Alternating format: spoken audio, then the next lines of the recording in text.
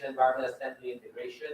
You assembly and integrate the received products on the desired end product. So now you receive the components from the design team and the manufacturing at the prototyping level, and now you have to put it together.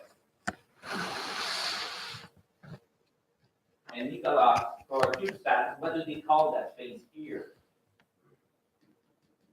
When you put it all together, integration. Assembly integration. But they'll do the flat sat, right? Yes, but the flat sat it's kind of different because you have two different review. One is the flat sat readiness review and one is the payload readiness review.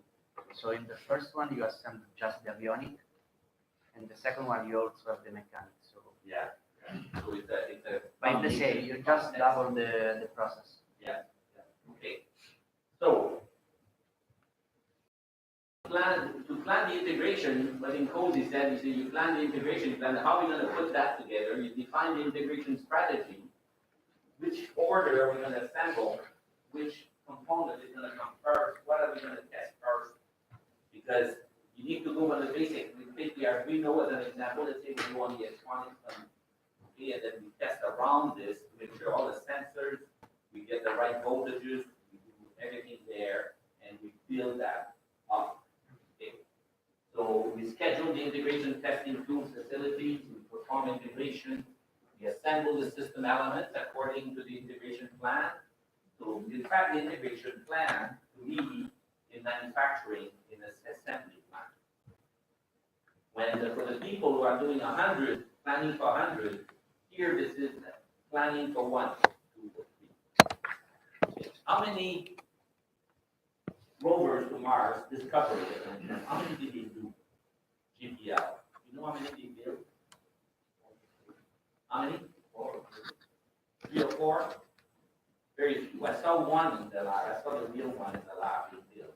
Okay, at GPL, and there was one at a time. One. If they build, I'm sure they had another one which is kind of a mock-up. We will never be able to fly, but it's got a lot of representation. In the clean room there, they had one. Validate and verify the interfaces, the black box testing at each respective level of assembly. And then we validate. So you see how validation and verification is really needed. And here the interfaces become extremely important. Okay? Extremely important. We'll come back to that. We document the integration testing. We document the control architectural baselines. Document and control. Then we do modification required during the process. And the change process there is extremely important. You're right. Don't want any change. So when we are at that phase, we have. Okay, what did we say? Remember what I said last week? I mentioned something which I think is extremely important about here. At one point here, let's talk about change. Change. Right? We evolve, we play with that, then we do detailed design, we pass CDR. What's going to happen at CDR? In terms of change. There's a word that I used last week to define the reference model. What did we call it? What did I call it? Anybody remember? The baseline. And it goes to what you're saying. You see, I don't want to change, but at least I know I'm going to change, but I'm going to define my hard reference point.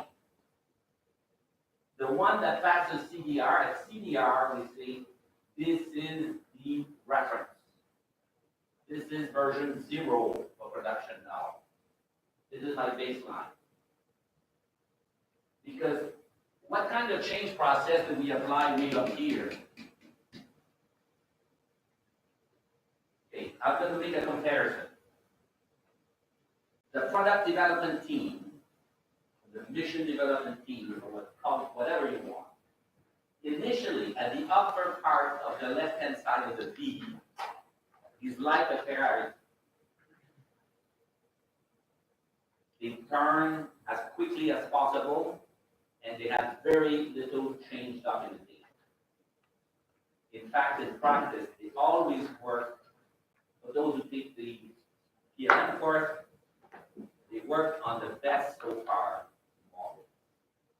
The best so far model. You know what that means? Who's taking the PLM course here? Did you talk about the best so far model? Yes. When you think about the best so far, what does that mean about change tracking? What does that mean? You know? Best so far. We just run and we take the latest is the real thing. We just don't document change. We roll the latest. And we hope that we're not going to lose control. So initially, I'm saying it's a Ferrari, it's because it's really trying to go fast. It's very flexible. It can change direction very easily. When we get past CDR, we establish the baseline, and then it becomes a very stable car. It becomes a Mercedes 500 class. Has to be very stable because you don't want to lose configuration control. Okay? Because now there's so many people working, there's so much money, and now everybody's on the detailed design. And if we lose control, it's going to be billions and billions of rubles lost. Okay? So you see the way it changes. It changes. Initially, it's very, very fast, very light. It's a small team. They do the architecture. They do the PDR. The thing is growing at PDR, but still small. And then when you go to CDR, now you've done ready for detailed design production. You've done detailed design. It's a big team already.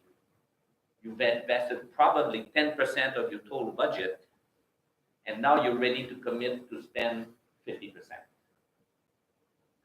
And that's why any change, because change costs so much that you need very important change control. So change control starts heading here, and after that, it's all very carefully done. And in assembly, integration, and test, it's even more important.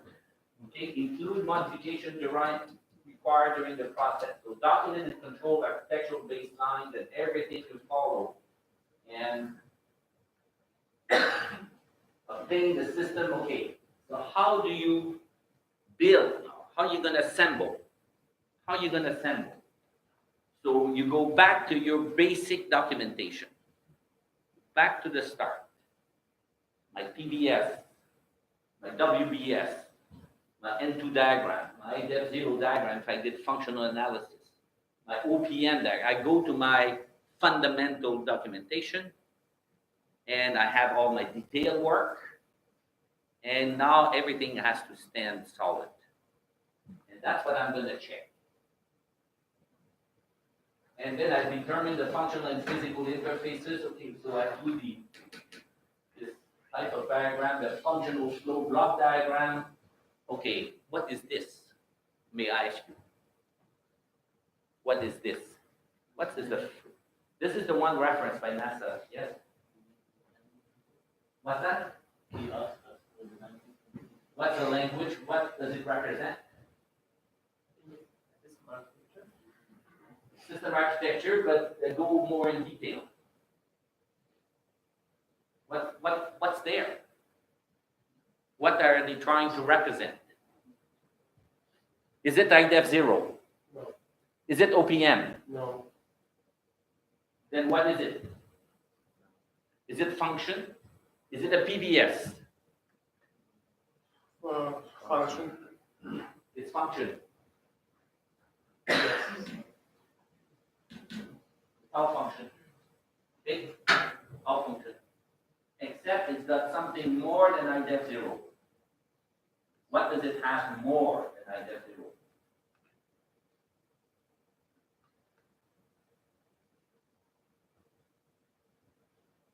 what does it have that IDEF0 doesn't? What's that? Circles? Okay. Oh yeah. This Okay, decisions. circles. Some kind of decisions. Yeah, it's got decisions, which doesn't exist in IDEF0. It's kind of flow there. It's got flow. And so it's got some kind of flow and you have different things. Okay, so it's got the functional description. It's why it's called a functional flow block diagram. It's much older than IDEF0. When was IDEF0 developed? 18. 19? 18. 80s. 80s. 1980s. End of the 20th century. When was that functional flow diagram? 1950. It predates IDEF0. And OPM and SysML. When does OPM develop? And when does SysML develop? So 2000. 2000. Some. 2000. Is that clear? So OPM and IDEF are more recent versions of this. And you can read that and that, okay? But I prefer to go full functional with IDEF0 and then go to full OPM for the full system. That would be my way of doing it, or if you think SysML. Okay, so we do, but then you see, so that's what the SFDD here is a functional flow block diagram that I just showed you. All right? So we take our basic architecture definition. We go from, in fact, we go two ways. You remember, you see how we go? We go back to the top, architecture. We take everything from the bottom and we try to make it work together. Okay? This is what we need to do. And that's the only way to make it right. We cannot, when we have all the details, we cannot lose the basic things from the architecture. It's going to become a spaghetti. And that's failure. Okay? So we need, that's why they say here, obtain the system hierarchy, know your system structure, okay, determine the functional and physical interfaces, go back to your interfaces. The problem will be at the interface. 80% of the chances that your problem in your launch will be at the interfaces the night before you launch. Okay, so be careful. Organize interface control document, ICDs. It's about the third or fifth time that we mentioned it. We try to see, and drawings to document and negotiate interfaces. Why do they say negotiate interfaces? Why do we say negotiate interfaces?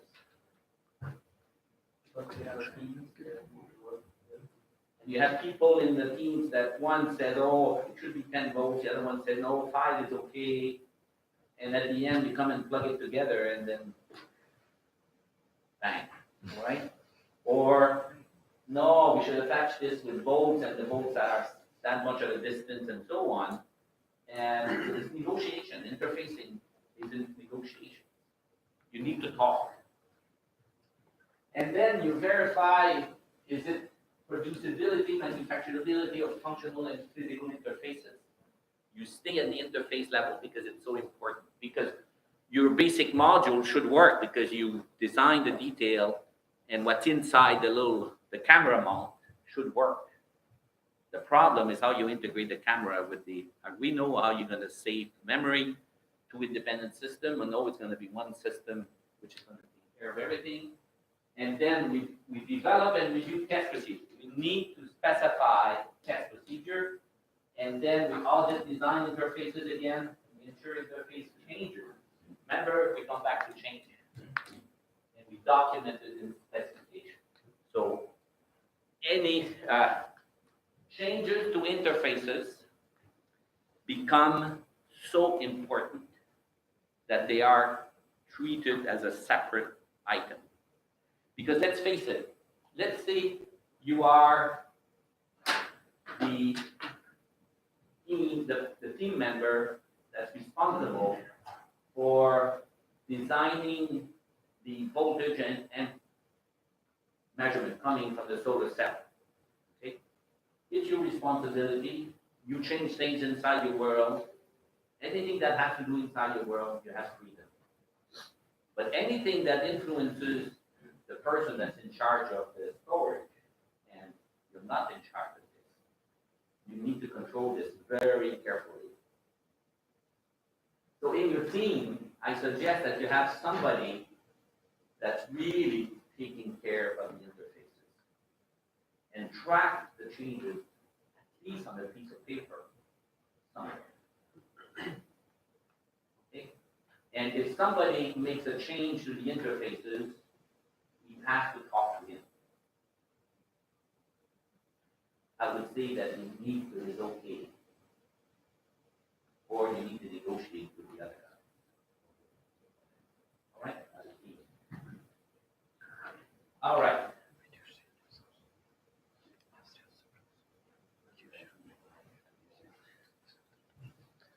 We go, continue. Okay, we've talked about this. Okay, interface control documentation. This is the documentation that identifies and captures the interface, of course, and the approved interface change. I already talked about that. The types of interfaces, and there are many documents in the very NASA, we have interface requirements, control documentation, ICD, definition documents of the interface control plan. So you see how important it is because they make 4 types of different. In your case, just do the ICD. If you can manage to do this properly, at least have some definition of the interface. Physical, clear, and know what it is. And then the other one, okay, if you have a big project, you need the other one, but do the ICD. I ask you to do the ICD, I will ask you to do it. These outputs would then be maintained and approved using the configuration management process and become part of the overall data package. Okay, so the interfaces are a separate package of its own. Think about it, and I know that part very well. The integration of an engine on an airplane is a very demanding task, and the interfaces between the engine manufacturer and the airframe manufacturer and all the systems is extremely important. Extremely important, and still today, and we've made millions of airplanes in the world, it's still, and we have PLM systems, it's still one of the most critical interfaces to manage. All right? So, then approve the tool documentation after, so again, changes, okay, to identify the changes, evaluate the impact of change. We're saying it enough there, I think you understand that it's extremely important. That's what we want. For interfaces that require approval from all sides, all partners, if you have an interface that touches everybody in the team, then you have to make sure that everybody agrees to it. Okay? In changing the interface requirements late in the design implementation lifecycle, it's more likely to have a significant impact on the cost, schedule, and technical design. If you change something on a common interface late in the process, which can happen, it's going to cost you. Your risk will go up, your cost will most likely go up significantly. So it's extremely important. And you know some examples of interfacing problems. Did you hear about this? I'm sure you heard about it. And maybe you'll have me to remember a mission to Mars that failed.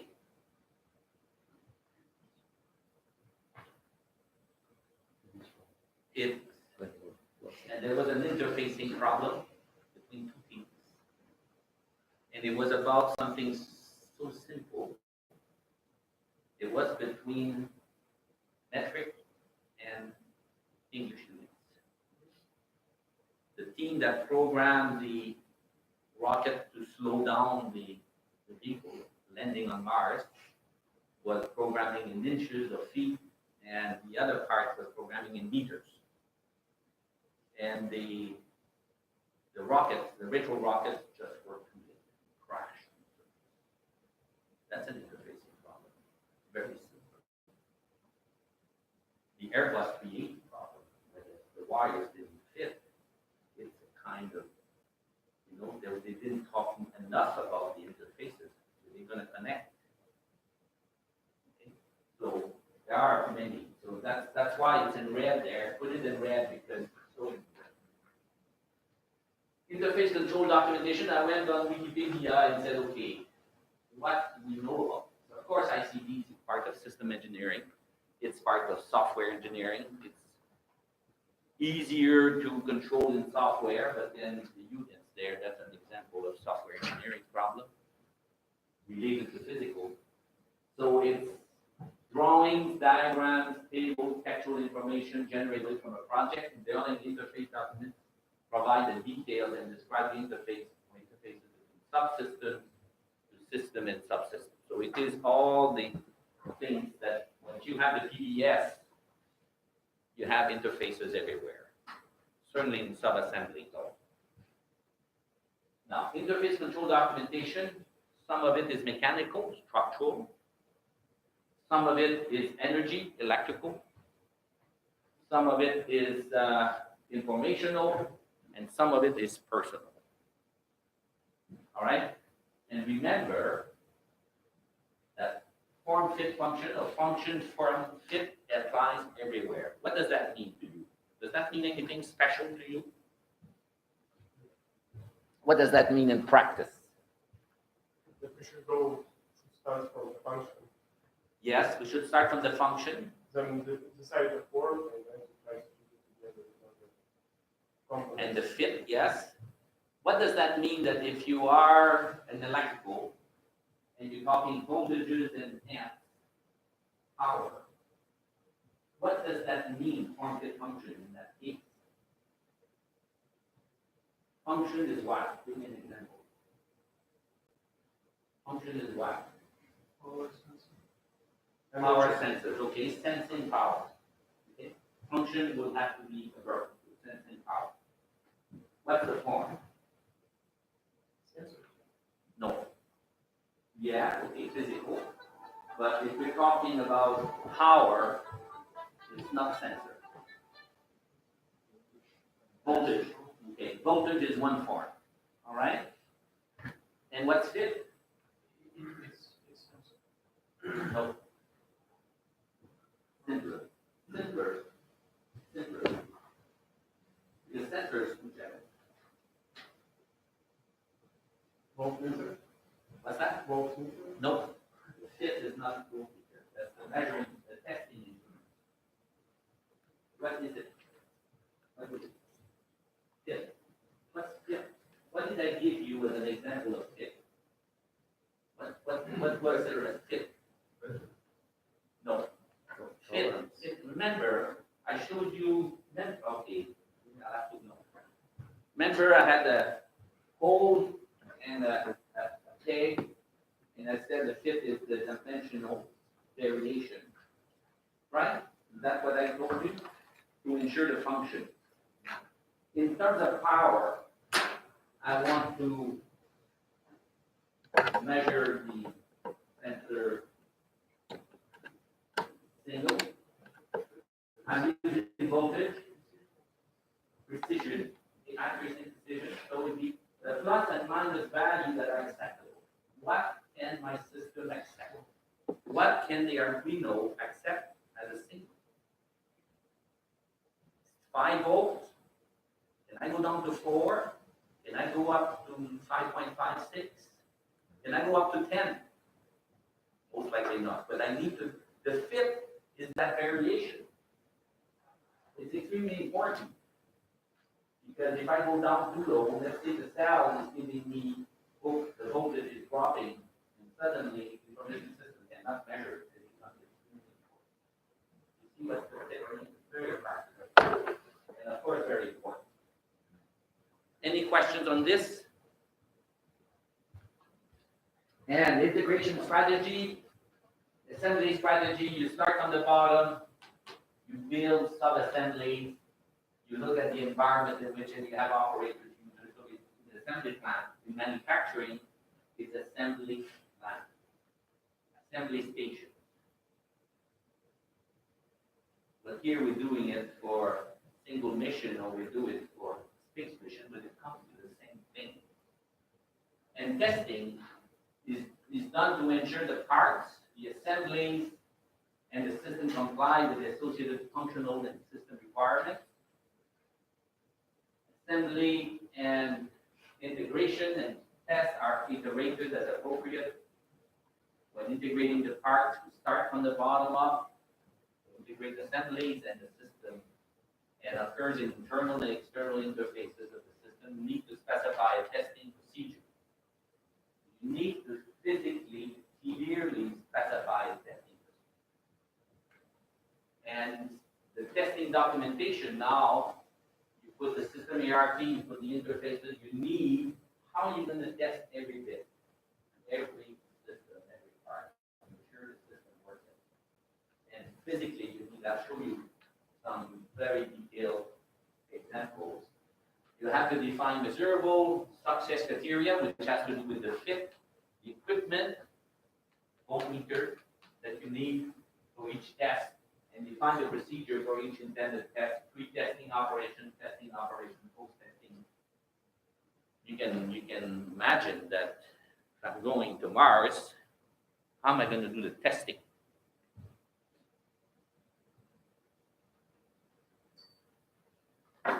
I'm going to the moon. How am I going to do the testing? Simulation for part of it. Sub-testing facilities to represent the environment as much as possible. So we need to find, and we need to work hard to find ways to test that's going to make sure the system is reliable.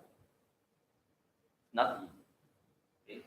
And we document testing results, and we iterate with design assembly and integration, of course, and we document all changes to the design and architectural baseline part. Example of that Professor Goldcar used his slides there. He participated in this MIT Polaris project, which is a quadcopter, which is very powerful, 50 kilograms, so it's not small. Okay. And then it's a lunar gravity simulator platform, and it was done over 1 year. Okay. 4 large electric ducted plants. The architecture is done now at that stage. Okay, and you have a lot of batteries to get the power. It's pretty powerful. Safety and system engineering were being concerned. So meet the approach. And there were 216 pages of design documentation, 35 pages of operation, test report 211. See that the amount of documentation that it was a fairly serious project. And the one that I talked to you about the integration change of engines on an airplane, generated over 7 months, generated about the same amount of documentation and models. Lots of PLM models of mock-ups and product mock-ups. It was only a simple, but you see the size. And this is a test example. It was, how do you make sure the trust is sufficient? Trust was obviously very, very important. To verify and then to change, you see the method there, range of throttle settings. So you put it, we used to estimate the throttle trust relationship, 25, 50, 55, 60, 75, 80. So you say, okay, you will test it from low range to high range at all the different levels. And before each test, the blade clearance, the rotor fixing and the mounting, fixing, stator adhesives, and so on, we were checked, because at that amount of power, you need to be very safe. And it was extensively, and then here we have some example of how it was tested. You have a test stand here, simple, and you have a horizontal one where you can change test with a load cell, you know, the trust that you can make. And this is the results. That's interesting here. And that will often happen. So here you have green is 100% throttle setting, red is 85, blue is 75, and it gave about, you see the range there, there's some variations. Because this thing will shake, okay, when you do the real test with the load cell. And so it kind of gave, what's the map? Oh, it didn't say here. It's in newtons. The units, one problem there, this is units is the newtons, and this is seconds. Okay? And they were aiming for 120 newtons. They were aiming for 120 from each engine. How much did he get?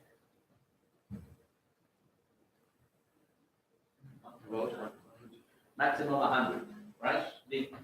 They showed that they can maintain 100, but 120, no. All right, so the system was not able to, but then the 100 was acceptable.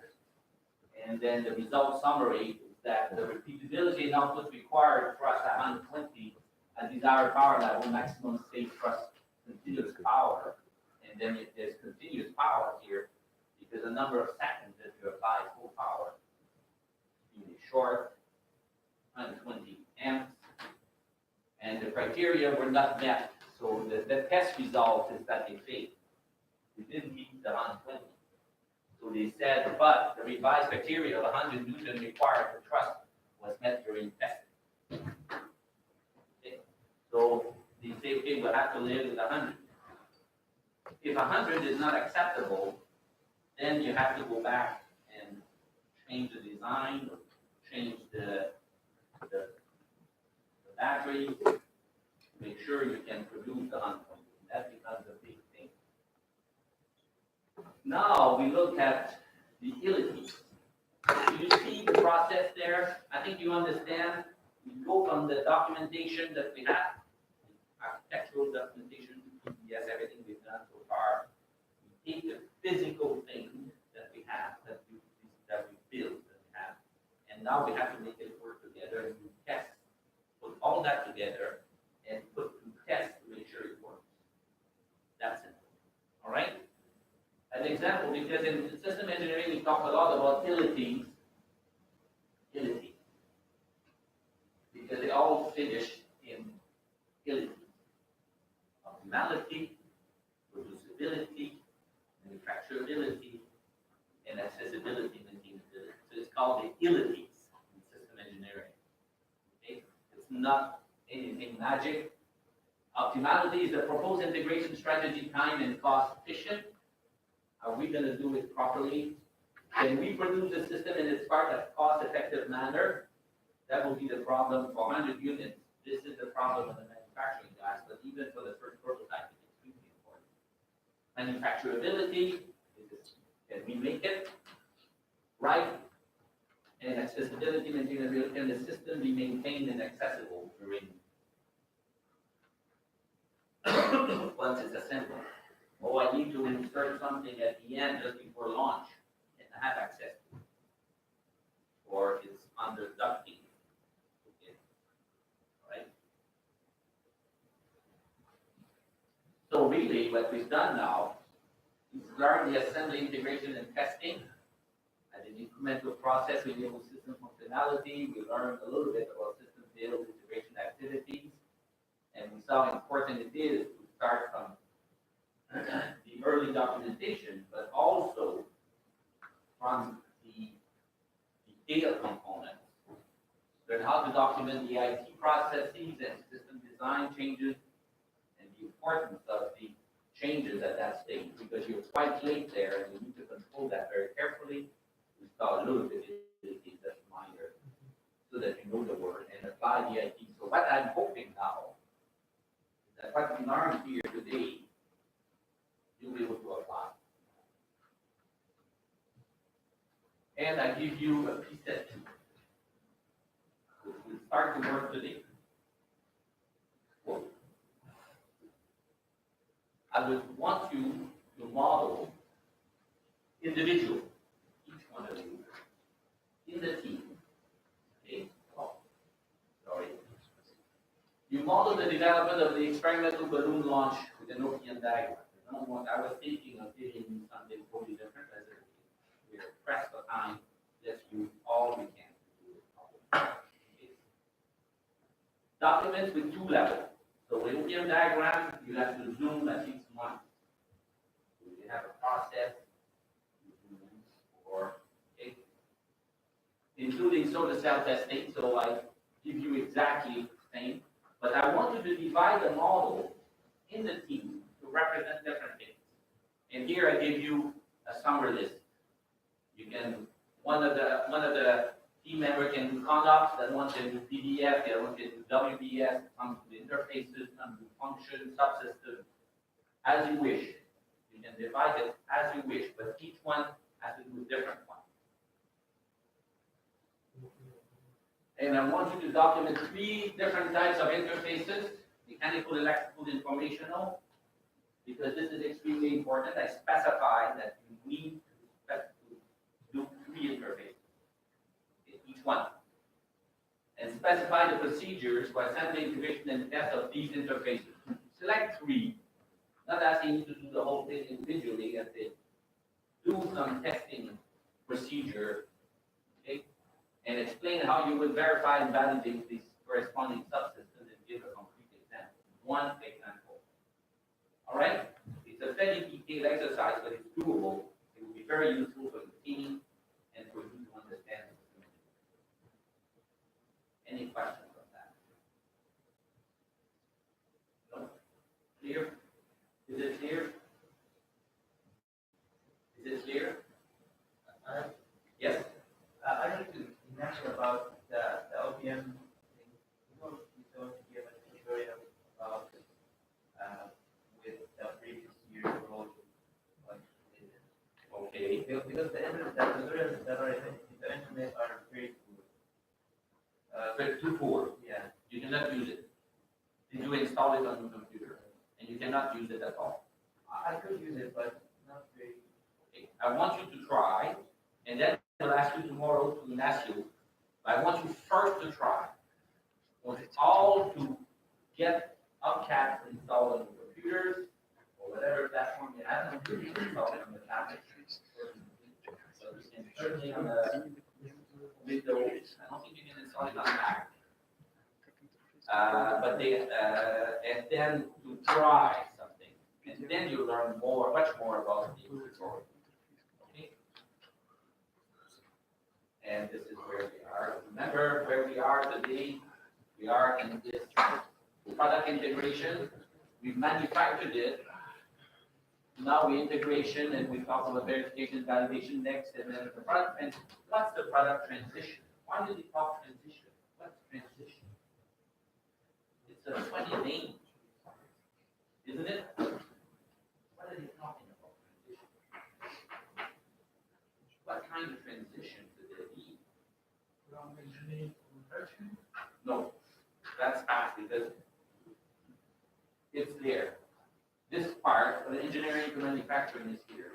This here they talk about realization processes. This is manufacturing. Transition, transition, transition. At the end of manufacturing. What's that? Logistics? Yes. Why logistics?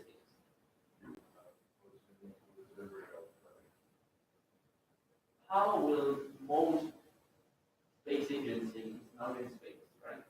How, and it happens in a lot of places. How do they work? How do they work? Workers must work the same. Info.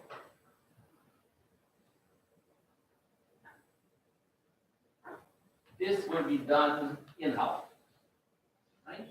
We do the mission definition, we do the stakeholders' expectations, and then we move and we pass, and then we get to PDR. And then what do they do for realization? Who's going to manufacture the rocket? Some outsourcing companies. Outsourcing. Outsourcing. So all of that part is all contractual work. And that's why it's very, very important. The interfaces there, you have many people working, many companies. Interfaces become important, and transition means what? It's everybody that does it outside. So it's like process of Bring it back internally to launch. Test to launch. Right? The supply chain, that's what we see transition, because now it's transition to operation. It's a transition to operation. You bring everything back together. You're gonna launch and then fly and do all that. Most manufacturing companies do that now all the time, because they have a supply chain, and at one point they bring it. Of course, the transition for a car is the client going to the dealer and buying the car. It's a little less than the communication satellite. And so now, right? Okay, so transition means that. Yes, No, I want to add something about what I'm we sure they talked don't about. understand you, they're a little sleepy this morning. No, I but have to talk. I can talk. Talk loud, talk louder. So about the CDR and the interface, usually it's good practice to not modify at all the interface after the CDR. So what you can do in case you have to modify something is to, how to say, manage the change inside the team responsible for that element. So in case you have to change material, you can change material, but you need to be sure that the mass is the same that you told to the other team. If you have to change an electronic component, you need to be sure that the voltage and the current is the same. So you can manage change, but without changing the interface. And about the integration, verification, and validation, another suggestion, start thinking in the moment that you are designing your platform. Because sometimes you design something really fancy that is not assemblable at all. Because maybe there is not enough space to put the screwdriver and attach, for instance, the button. Something happened. And when you design something, think about the testing, because you have to design, for instance, the testing equipment. And sometimes it's not feasible. So maybe you design your satellite, you have to vibrate it, but you put the interface for the launcher in a way that there is not feasible at all to build that interface to put on the shaker. Because maybe there is not enough big shaker in your house, so you have to rent another facility, you have this kind of problem. So think about the integration and verification and validation during the design. It's something that you develop concurrently. Any questions about this? Is that clear? I think it's a very good advice.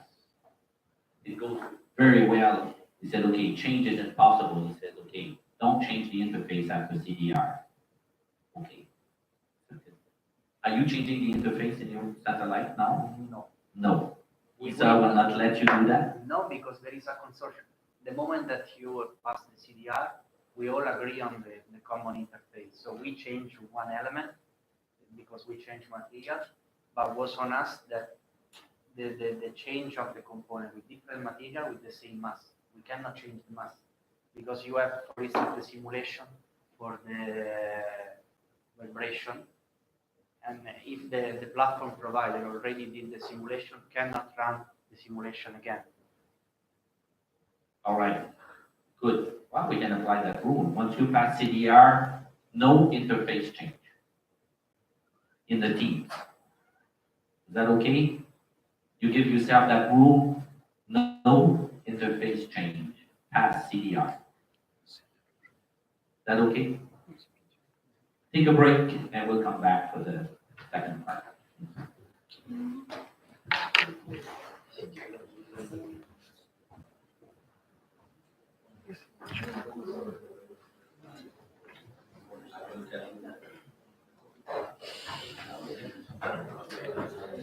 See, I thought it was going to be today. So that's why I contacted you.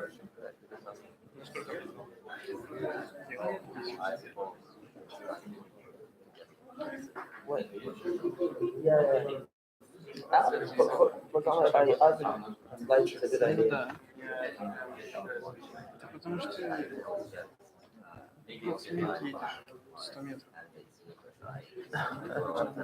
По мосту едешь, лучше всего. Я вообще хожу в автобусе. Здесь.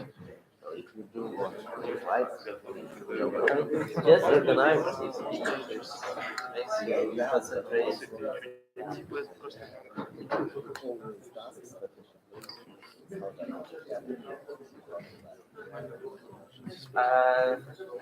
What's your progress on your task?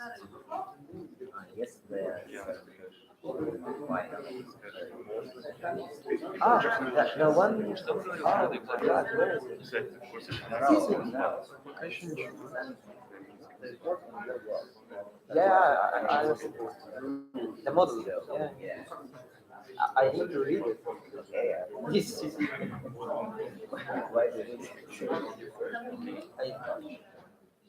Just to know what's really in there. What did I do? About the conference. What's happening? So we are presenters. We are gonna present something.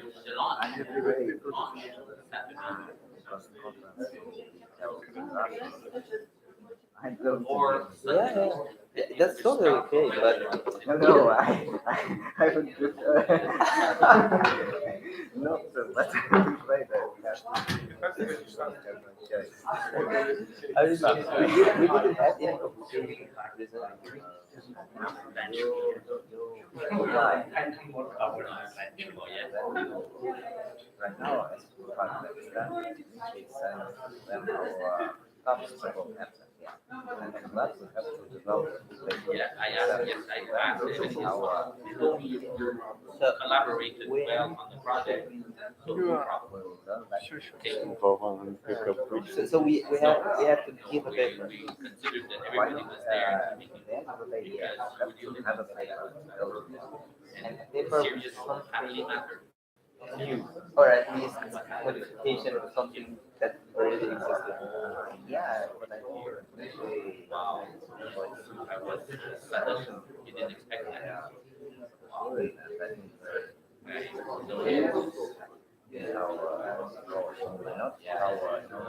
we did see that. They said, okay, there's somebody missing. They said, yeah, for some reason I asked them, did he really contribute? Yes. Okay. Right. This is the one. I didn't know what it is, but Yeah, neither do I. so using this technique makes it new. That's cool. I mean, okay, I'm cool with that. Yeah, the conference will be held in. Они в этом сделали. So we have to develop the before. I actually have a website. Yeah, it was for 2017. And lots of the apps was supposed to send somewhere in October. And I believe that until December, Oh my God. according to the deadline. In order to say if we are going to present or not, because they can not accept it. Yeah, I heard that as Winter Road, the conference probably is having PDR preliminary, PDR. second students.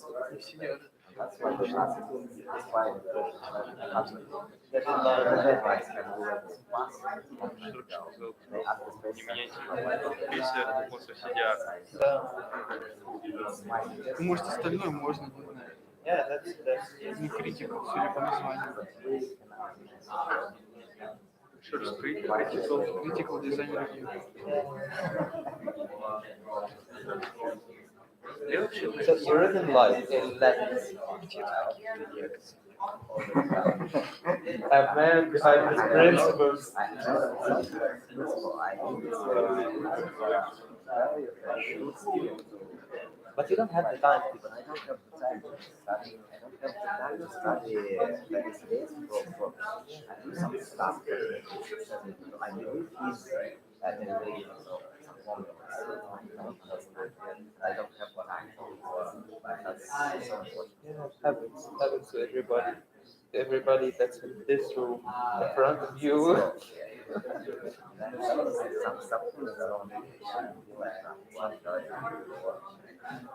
It's something. I don't know.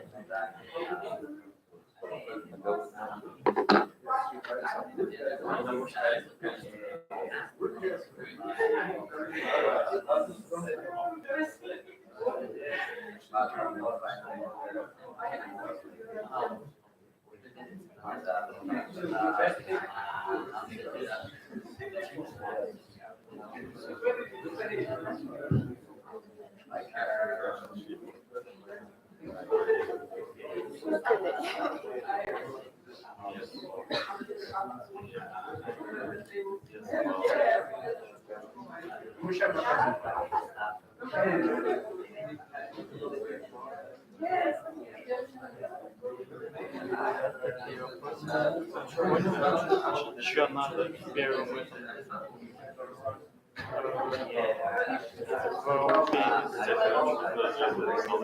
Нет, еще читаем, потом когда-нибудь все станет понятно. Нет, еще главное понять, после этого у нас что-нибудь или нет. Ну, типа, участвовать до конца занятия. Ты что, это сейчас? Да. Ну, ты сказал, что я сейчас. Я сказал, что какая-то программа. Я могу. Да, это все для чего.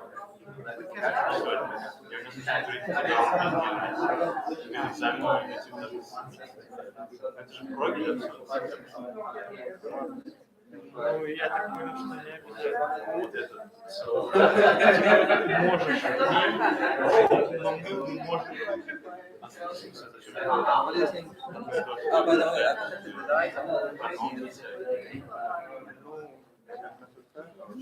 I don't know where it is. Здесь надо два уровня глубины для каждого из.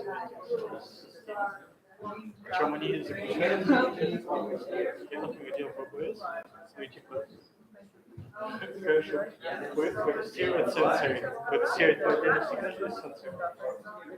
Все это,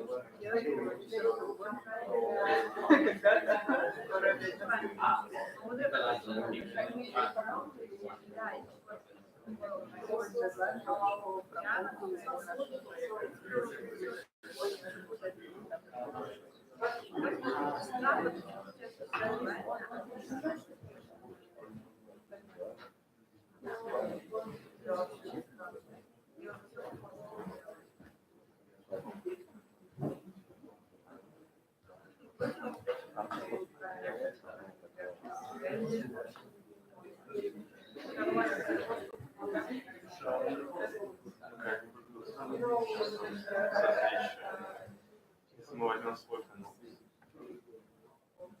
Чем отличаться от того? Ой, Пойдем? What do you feel about I see your video about Spain. Молодец, сделал лишнюю работу. I see and well, yes. How to work? Classes of Spanish. У нас Right. канал совсем никак. У нас So that красивый prepare рисуночек, food, как он сделал. videos. And about all this action, Хорошо. Взяли вот этот кейс? it will be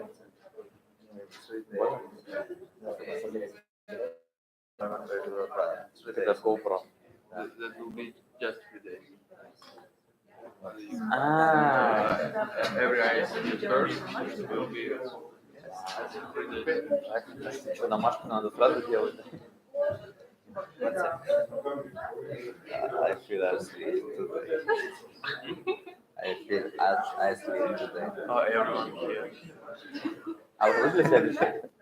Что ты не опаздываешь?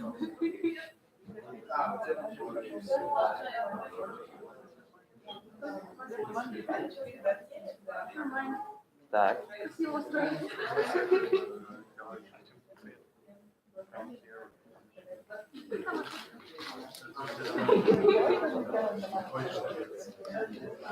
Да, пройти. Сразу. Что открывается? Потому что яркость на максимум. Ну, все равно к зарядке подключен. Глаза щурить. В смысле чего? В смысле чего? У меня светобоязнь. Я не щуплю. Я выхожу на улицу, и глаза закрываются почти на максимум. Свет боязнь. Смотри на мои глаза, они сейчас открыты. На домашнем свидании. Нет, у меня светобоязнь, когда ярко, мне глаза Я больно. так понял, что каждый должен взять что-то старое и типа связь экран поставить, да. Вену сразу появилась темная тема. Типа у меня есть канал, я должен всего лишь между ними просто связь. Не то, что раньше мне всем помогало, потому что я Да, вот как не часть Все остальное.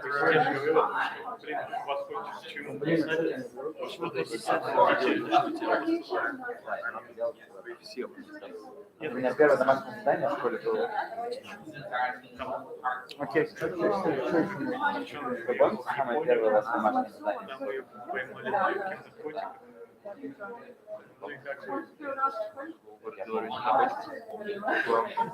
Интересная тема подъехала. Девочка за мной. Украсть. Математика причем, там была девочка, там были. Нет, там просто были примеры, и сбоку была девочка. Там даже украсть девочка. Нет. Я не помню, мне это папа писал, домашний делал. Япония. Что-то, мне кажется, Тетюков туда руку положил. Он сказал, типа, что ее приняли обратно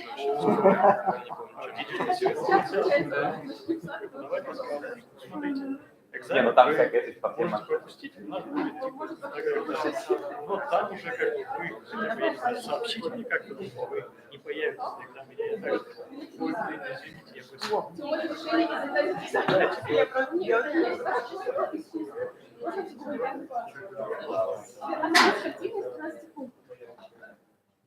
быстро.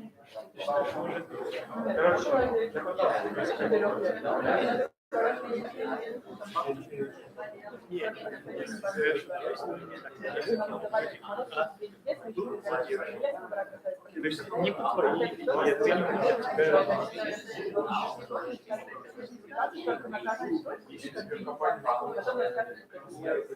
Это такая игра, ты что написал, а потом ребята говорят, что я буду. Фагот, чего? Нет, я помню, Какие слова поехали? Я, кстати, попробовал другую. Какой другой? Ну, просто другую сначала. А перед этим она была, короче, она обычная. обычная школа, самое главное была представлять себя в чатке нужно. Реально сложно. В смысле, в повседневной жизни мы всегда сразу перейти на эту, да? Нет, это тема чатки бесполезно. Потому что они тратят Как, не играем в Мадор? ну, это просто тема, мое мнение. Тратишь много времени, Ну, так себе было. У нас, короче, директор. и типа там чувак рекомендовал просто печатать типа правильно пальцем. Ну, да. Типа, это просто что-то Нет, помогает. 6 человек у нас это. На начальном этапе связать пальцы, ну, нужно пальцы. Если что, Не, типа, она поможет поможет. смотреть, Его, короче, его придали. Стали, короче, у кого-то пальцы, на короче, канал директор, и это директор оказался сложнее, чем он пошел к директору, поговорить, что он сказал, что я не буду с вами разговаривать, потому что там людей Не, я иногда только этим пальцем печатаю, когда у меня жру что-нибудь, Ну, нет, ну, приезжать, короче, сзади конкретно. жирная фигня, Вот, да, только там мизинец бывал остается. формы. Да-да-да. Нет, обычно после не имеет смысла. Руки потом болят.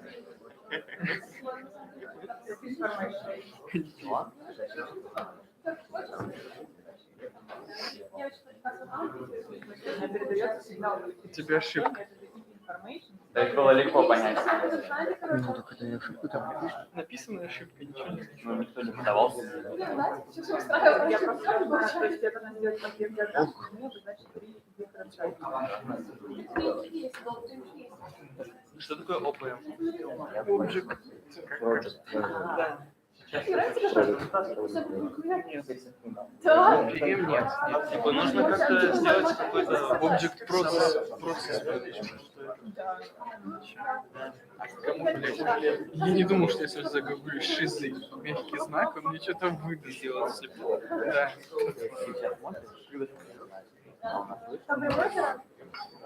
Управление кадровой службой.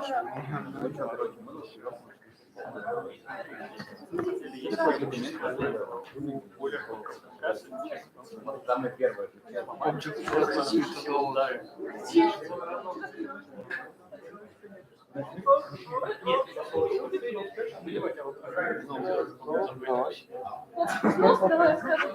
Я вот занимаюсь. Вот, у меня в команде Okay, are we ready? We're ready for the draw of the teams. I put eight. Нет, в смысле, не спинку. One, Спинку two, слева фигачить. three, 4, 5, 6, 7, 8. All right? Вот ее повращал, теперь 8 teams. сейчас нет. Я хочу наоборот поднять. Nikolai, choose the first one. Okay, the 14 will have metallic structure. And if you don't want it, you tell us and we'll give it to somebody else. Okay, you need to decide now. Yes. We want two. 6, you want to? No, forget it. Team 6. Okay, you have a metallic structure. Лотерея? One. 2. Team 2. Team 2.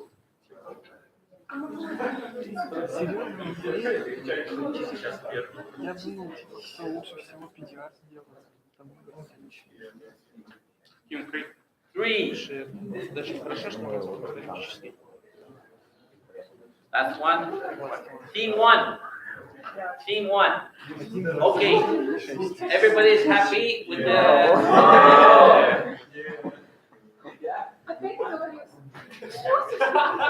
All right. Good. So now Окей, из фанерки сделал. I'm gonna go very briefly through this. The assignment, the piece set that I gave you, I wanted Friday morning. Okay, so that it does not interfere with CDR, because after that I know you're gonna be running, okay? It does not interfere with whole exam, and we do it this week. And it's all part of the teamwork thing, all right? So we do it this week. I will give you time. I have one lecture now, we have one lecture tomorrow, and the rest is project time and PSET time. And I'll be there to answer questions and discuss with you, and we really learn together how we can do that. Is that okay? So Friday morning, 10 o'clock. 10 o'clock Friday morning. Create an assignment on Canvas. Friday morning, 10 o'clock. He said 2. Yeah, it's team assignment or Yeah, assignment. no, team or individual? No, individual assignment. Individual assignment. Individual assignment divided in teams. Right? Do you understand? You go on Canvas. You know I put the P set. P set is defined. All right. Is that clear? Is the P set clear enough? Is that clear? The assignment, individual assignment, is it clear? Yes? No? No, it's not clear? No, Ask. please repeat one more time. We do one assignment for one team or Everybody does his personal one personal assignment, but you coordinate it in the team because it's team, you divide. I don't want two team members to give me the same model. I want different models. Okay? So one can do conduct, the other one can do something else, architecture, whatever, up testing. You have a wide variety there of things that and think about the final presentation that you're gonna have to do. It would be good that you could use some of that for the final presentation, okay? Or for CDR, we at the interface level, we work on that. Is that okay? Okay, good. Whoop. Very briefly, verification and validation. I think you can go on Canvas, so we can refer to that. Let's see if I can. Not gonna work. Let's see.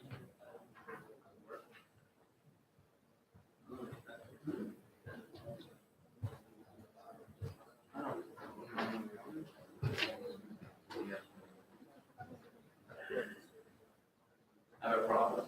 It's like,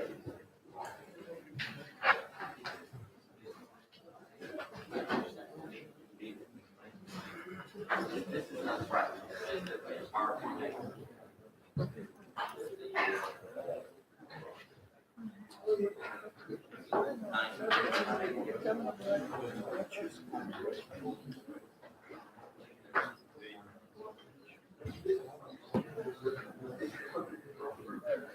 So I repeat the program for this week. You're too late. We've already given the metallic structures.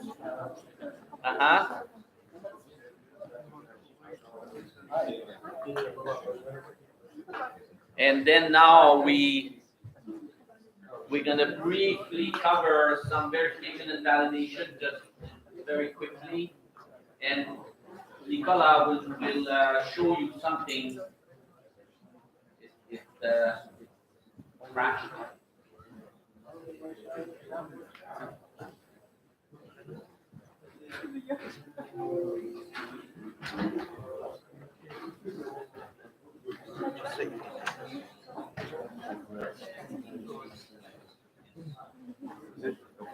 So briefly, verification and validation, very briefly. You can go and look at the slide. Okay. Then we will talk about the parts, right? Nicola will talk about particularly component. Now we're getting into the detailed design, and we'll do that right after this. And then 11 o'clock, what's the name of the guy from Vladimir will come from Masterskaya from the Fab Lab, just to be sure you understand. And we'll meet each one of the team individually to make sure everybody understands what they need, so that we sort out all the detailed questions now. We're starting to assemble. Okay? All right? Okay, we'll do that. Tomorrow, we'll do a lecture on operation and life cycle, briefly about it. And then after that, we'll continue to work. The assignment, PSET 2, is due Friday morning at 10 o'clock. Right? We have this, we put it on the canvas. 10 o'clock a.m. a.m. All right, 10 o'clock a.m. Friday morning. Okay? I don't want to get it into the CDR work, so might as well go. Okay? And I think it's clear. Individual coordinated work with the team. That's all. That's clear? Yeah? Clear? Okay? Okay, a little bit of the verification and validation. I think you'll like some of the slides. It's I'll take the microphone to save my voice a little bit. Okay, so B and B is verification and validation. In fact, we're getting into heavy testing. The different basic, okay, and then the testing activity, and apply some of those because you're gonna need to test. Hopefully you'll test before you launch. Okay. The purpose, of course, of this is to confirm that the design requirements are met. Okay.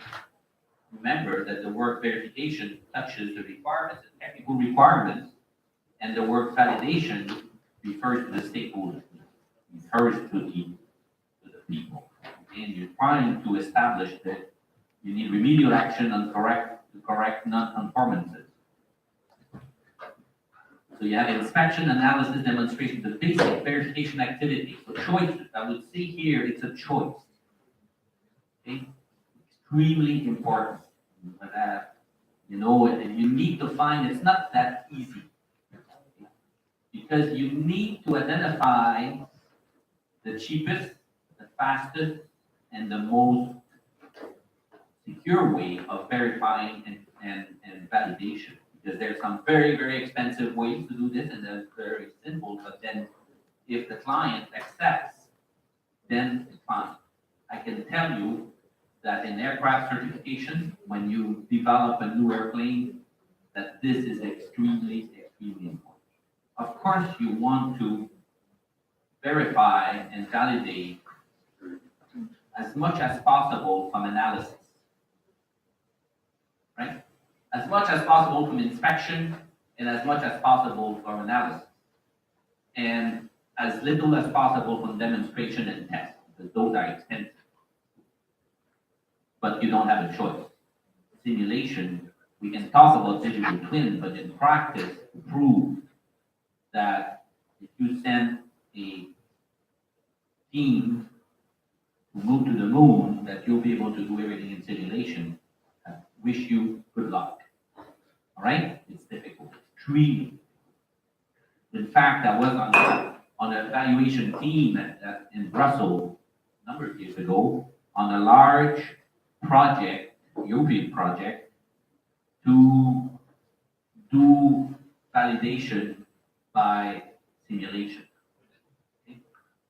And to do this as much as possible.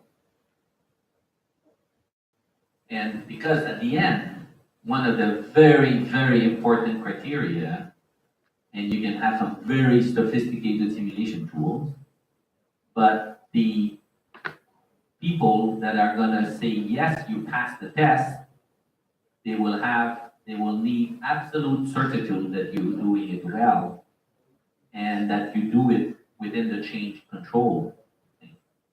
So change configuration control in the virtual simulation becomes extremely important, just like you do in the simulation. I know last week I showed you very, very briefly, and I'm sure you didn't have time to understand much what I say because there's quite a bit involved there. When I showed the two, one loop going to testing and one loop continuing change in engineering, while some people, some parts, imagine that you're doing virtual testing and this is going to be applied to certification. You need to synchronize that very, very well. Otherwise, the certification agency will never give you the permit to fly or to sell that airplane on the commercial market. So it's extremely important. So the choice there, okay, so inspection, you compare the item to applicable documentation to verify compliance with requirements. Example, you measure the weight. Okay, well, that's easy to do usually. Analysis is that you have to show theoretical compliance using analysis and simulation results. And of course, the more sophisticated tools that we have now, the more involved we get in this, and it has increased, improved significantly. So simulation is typically used with real conditions, but cannot be easily reproduced and when such activity is not cost effective. But imagine, just for your simple project, that you had to simulate all of this.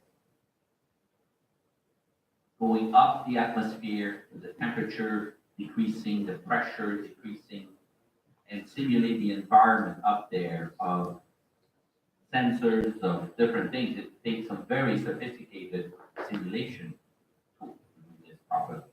So it's not demonstration. You can do it at functional performance on some module. You do it with no or minimal instrumentation. The demonstration is definitely instrumentation that they require, and demonstrate that the system complies with performance targets. This is the demonstration. I'm not getting here into flying demonstrations, which are extremely involved, costly, but this is the next step. But you need the physical device there, and tests in action with operability, supportability, or performance capability are verified when subject to control conditions that are real or simulated. So you need special test equipment and instrumentation are typically required. So you need to put it to the test, to the real thing. Okay? In space project, you'll see it there. Certification, which is part of that, okay? Certification for aerospace systems is authority. Have a lot of power. And they provide a written assurance, a sign of it, that the item complies with legal and industrial standards. This is extremely demanding, and this is the way, if you're serious in any of that business, this is the way you have to go. For airplanes, for electrical systems, for many, many. Now, one of the easy way to get out of it is by similarity. This is extremely important. By similarity, you took all, it's kind of a demonstration by similarity. It's a kind of a mix of analysis and demonstration. What similarity does, you perform an analysis to ensure that the design feature and operation environment of the system of interest are similar enough, and you have to demonstrate it, to not warrant the expense of verification, demonstration, or test anymore. You see the trick? You see the trick? Let me give you a very concrete example. Very important. On that engine replacement project that I talked to you, it was a GE engine, General Electric engine, and we put a Pratt. And now, if you can, by similarity, people doing the Pratt & Whitney engine say, okay, we don't modify the truss line, meaning the angle that the engine does with respect to the fuselage. We don't change that, and we don't change the position of that truss line with respect to the fuselage. Angle or position. That means that everything to do with the aerodynamics of the airplane are untouched. And therefore, can you give us your signature by similarity that this is fine? Because if they say no, you need to do full CFD test or wind tunnel test or experimental testing. And this is extremely expensive. So you see and that's a decision. You see how much the testing and verification has an influence even on the original design. Because on the original design, you can say, oh yeah, we'll adjust the truss line a little bit, we'll make it better, we'll do some CFD. But then when you get the certification, they're gonna ask you to do wind tunnel tests and flight tests. This is gonna be extremely expensive and difficult. Okay, so verification by similarity, I don't know in the space they do it, maybe. We call flight heritage because Flight heritage? yes, Okay, because you the can same, right? you can use some, but it's kind of funny because if you ask the certificate, you have to pay. If you buy the same component without the certificate, you don't have. It's exactly the same. It's just matter if you have to pay for the paper or not. Yeah, but it's a game. But Yeah. it's a game. It's a technical game. It's a very sophisticated technical game that you have to do. Okay? And it's appropriate when the design is modified, is very similar to existing verified systems. So let's say you have a certified airplane or certified system, electrical, anything, sophisticated system, subsystem. And you say, well, we'll do a modification where we can prove to you that we are very similar. We're not changing the essence or the function or whatever. And say, can you give us a certificate on similarity? That would be my introduction. That would be obviously because of cost and time. There are many development tests, qualification tests, to prove that it's meeting requirements with a predetermined margin. Again, we have the fit there, okay? And then here, the development test is proof of concept and feasibility, acceptance test conducted by the customer, decide whether the system is ready for change or ownership from the supplier to acquire. And this is the transition phase. The operational test verify that the item meets specification requirement under operational conditions. And a story when I was a young professor, I won a prize there to go to Detroit and spend a week with car manufacturing company, research and development offices. And I went to Ford. That year was Ford. And I spent many days. I went around test tracks. I went to their testing laboratories. And you know what they had, and they all do that. In the back of the lab, they had four Honda. At the time, it was the directional back wheels for automatic parking. They were testing. They had taken them fully apart, and they were testing those cars. So you can be sure that is happening all over the place. Okay. Now, of course, their qualification test example is the wing stress. This is an extremely interesting test where you fully, I don't know, how many of you have seen such structural testing on airplanes, on wings, on fuselage? Nobody here? Nobody has been to TSAGI? TSAGI? In person? No. Yeah. Yeah, where? In Sagia, In TSAGI, yeah? oh, a lot of places. A lot of places. Good, you're Such lucky. as turbines. What's that? In turbines too. In So wind turbines. wind, Turbine. Turbine. yeah, turbine testing. Great, great. TSAGI is a very nice facility, testing facility. But all major companies have it. Now, the validation process has to do with the stakeholder requirement.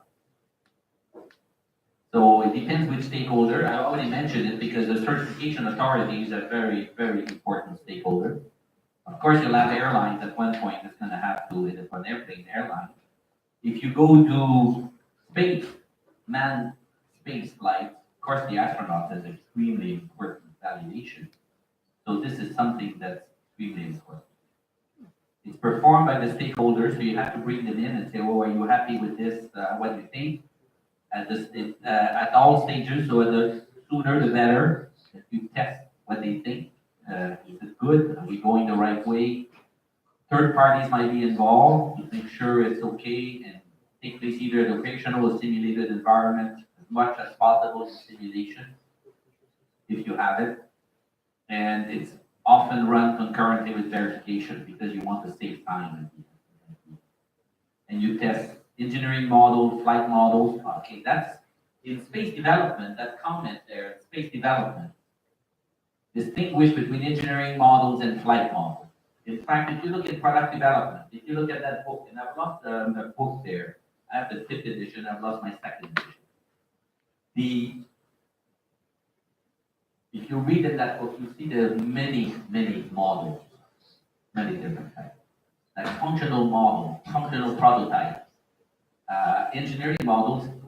Engineering models, it's just that it's a model, it's a prototype of some part of the system. Some part of the system, which you can make as small as possible to test a very particular idea. Okay? And the flight model, more of they'll go to space or they go to flight, and that's a different thing. Okay? And there's also proto-flight models. It's just that you are at the initial stage of the flight. Yes. Actually, now the BFM is quite the standard practice because you have to run so fast that you don't have time to develop two of it. Because usually you have the FlatSat, that is your model flat. So you have the electronic and the structure and whatever. Then you have the engineering model. In the middle, you have the qualification model, and then the flight model. But usually you don't have time for all of that. You go work with the prototype, just changing some part because if you qualify the model are overstressed, so you replace. But now it's kind of becoming the standard because you have incremental designing, incremental assembling, and prototype model. Did you understand what he said? No. Nicola, come here. That's what I thought. I know him quite well, and I know I'll pass on that. Take your time and explain what you said there. Take your time. He's Italian.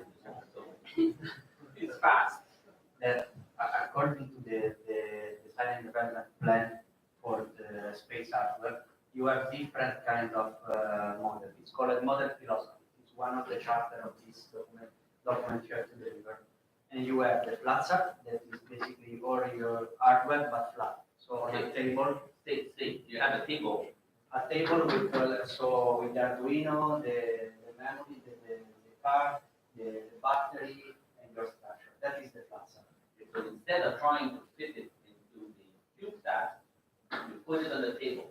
You put wires, and then you make it trying to work on a flat. It's called a flat FlatSat, and you do flat satellite. and you do some functional testing. So, and in your case would be, okay, let's put a source on the solar panel, let's see if they work, if we can retrieve the telemetry and so on. Then you have your engineering model that usually is the same of the flight models, but without component space qualified. So instead of, I don't know, FPGA with left chuck protection and so on and so forth, you have a simpler model that is usually cheaper.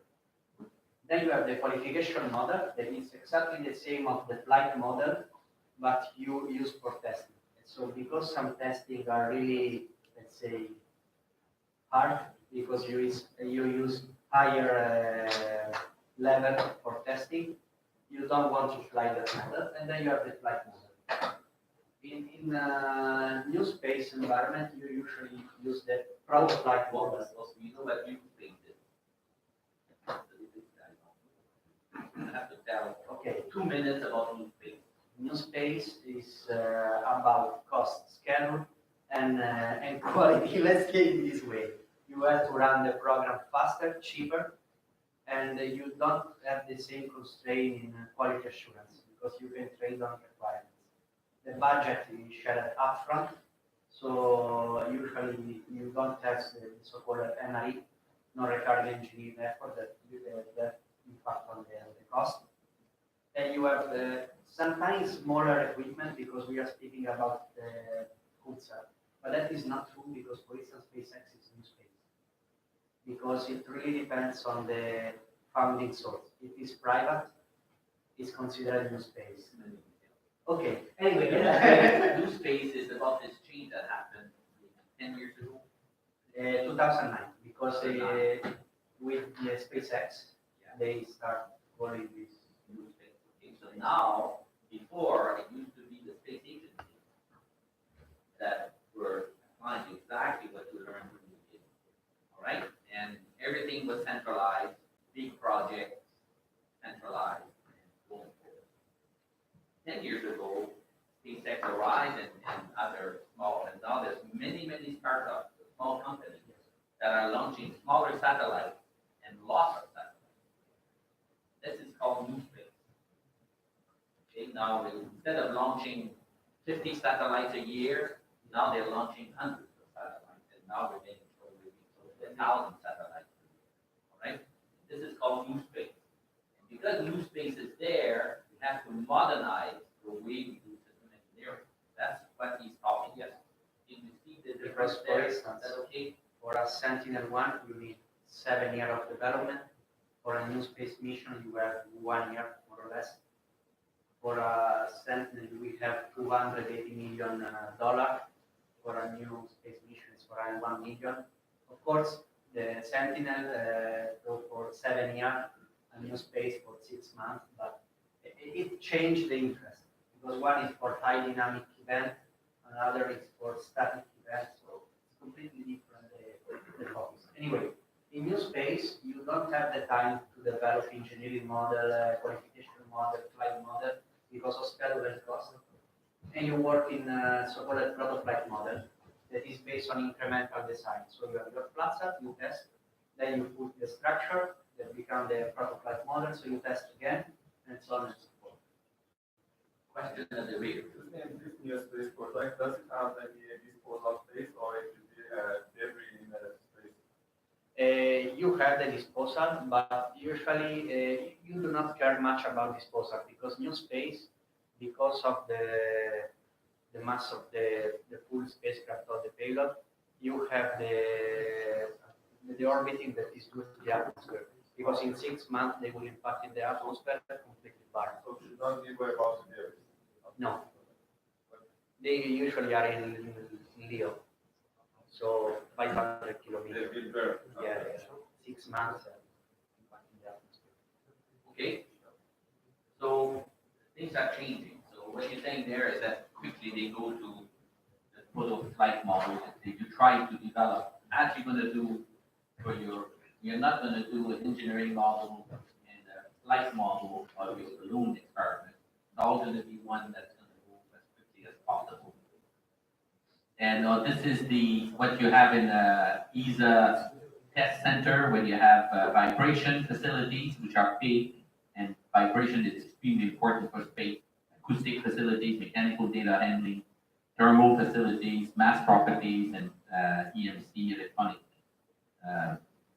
qualifications. And then you have shakers. In space, launch is extremely important. It vibrates a lot. Okay? It's a very flimsy structure, very light structure, not made really to function on Earth under gravity, so it's zero gravity.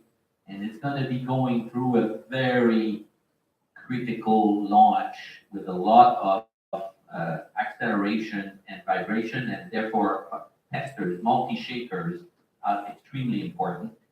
And you can have sine wave, random vibration, shock testing, many different testing for satellite systems. And this is the hydraulic shaker. Most of them are electrodynamic, electromechanical devices, a lot of that. And you can have also capable of generating the last paragraph equivalent of the earthquake of 7.5 on the Richter scale. So this is extremely heavy vibration. I tell you personally, I was in Tokyo the day of the big earthquake in 2011. I was visiting Tokyo that day, so I tell you that was 7.6. So I know what is 7.6. It's shaking a lot. And acoustic facilities for noise. You have vacuum chambers, which are very important because satellites will go up in zero pressure. You have physical properties, which are weights and center of mass and gravity, dynamic balancing. I did my master's degree in aerospace engineering on center of gravity, moment of inertia measurement on air cushion vehicles as myself. Electromagnetic compatibility, extremely EM, the EMC there. Electromagnetic compatibility is extremely another important. You see the number of test facilities. They're expensive and they're extremely important. And the one that's used a lot, antenna test facilities, anechoic chambers, which are required everywhere. For sound, these are required a lot. So you see there that when you get into testing, verification and validation and testing, it's a big world. It's big and extremely important. And even if you're in new space, you need to prove it. What was the comment that you gave me earlier there that you have to test and vibration test? And what was the criteria that you were looking for? Just to see if they will understand. Okay, we have to test for sine and random vibration. So sine between 5 Hz and 125, because you have 3 different levels. So you have qualification, sine wave, yes, random, and random, yes. And the random is between 5 and 2 kilohertz. 2 kilohertz. You don't need because you need, but at platform level. Since we are testing at the payload level, we have no shock because the shock is due to the the touch between the deployer and the platform. So you don't need to test that. You have to test at the platform level. The impulse testing. Well, that's what's going to happen when you separate the two stages. It's going to be impulse. The point is not about the vibration, but the acceleration. We are testing at 50 G. 50 G. Yes. 50. I think we are launching with a missile. I don't know. 50. 50. This was the requirement, 50 G. 1 kilo is 50 G. Wow, that's a lot. You need a structure to maintain. But that's the point about the supporting equipment, because I have a supporting equipment live that withstand 2 kilohertz, I'm becoming crazy. Yeah. So 2 kilohertz, the reason, you know why they're asking for 2 kilohertz, above 2 kilohertz? The test equipment, the test support that he has to design to put the CubeSat has to have the first mode above 2 kilohertz. Do you understand that is there anybody in the class that has done some dynamics enough to understand? You know that there are 2 people that are mechanical aerospace engineer. You They do? need to know. What does it mean? What does it mean? 2 kilohertz minimum on the support structure that we said. Your first mode of vibration must be above 2 kilohertz of the support equipment for the testing. You know what that is? Oh, no. No, eh? Okay. The resonance frequency. The first resonant frequency has to be above 2 kilohertz Of the supporting equipment. of the support equipment for the test. So you have a shaker, a table, okay? And to hold, well, you see it here, see? Yeah, This is a structure, and now this is the support, okay, to put it there. And then this is you need to support it, you need to hold it on the shaker. The shaker is here, the table of the shaker is here, okay? And all the equipment to shake is there.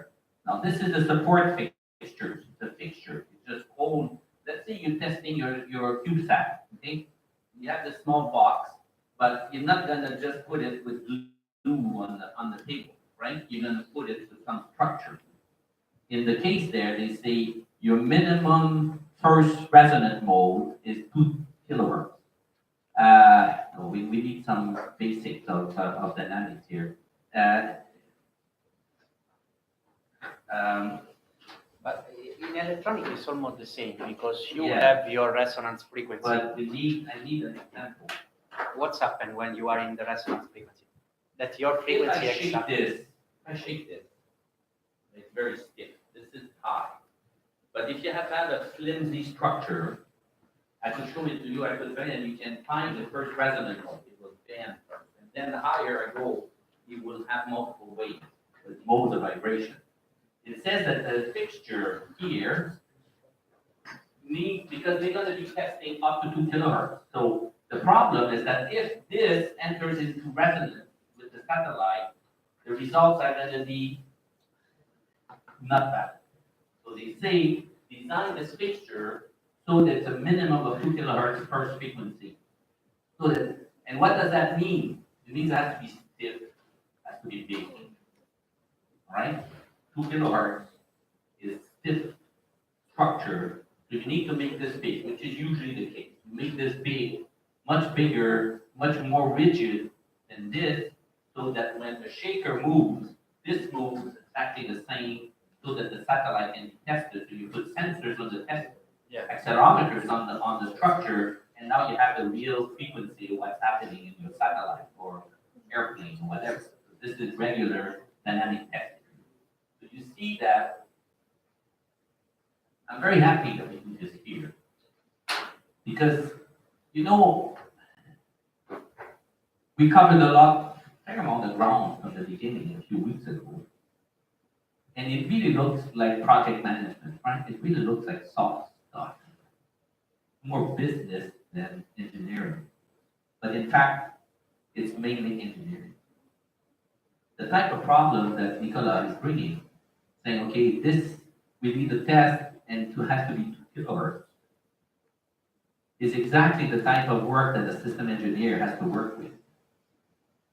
You see, so that's why if you look at the NASA, the 2 balls that you have one side, you have project management, this is project management. The other side, it was a system engineer, right, on the end of the FDA. But the system engineer work is technical, essentially technical, getting requirements right, getting fit, the tolerances on voltages, on mechanical, on frequency. So he needs to know what's happening there to make it right. So it's not really project management, it's really system engineering. You need to know the physics. You need to know the product to make it right. You see? And if you are in manufacturing, you need to know the technical, what's going to happen in engineering so that the manufacturing process is right and you make it at the right cost. Yes. About this, if you remember when I told you, when formulate the requirement, think to the testing phase, because this is exactly what I mean. You have the mission requirement that can be the platform shall survive the launching phase and deployment. Then you have the system requirement that has to be the platform shall withstand a random vibration between 0 and 2 kilohertz. And then you have one column where you are going to test. You are going to test the engineering model at the FlatSat level or the PFM level. And you need to know because you have to prepare the supporting equipment. So you risk to come to the testing facility and say, oh, and now how we are going to touch the satellite. That's why I say when you write the requirement, write when and how you are going to test that requirement. Because if you write the requirement not meaningful way, there is no way you are going to test, and there is no way you are going to launch your platform. Okay, we're going to do something simple here. I'm going to draw this matrix.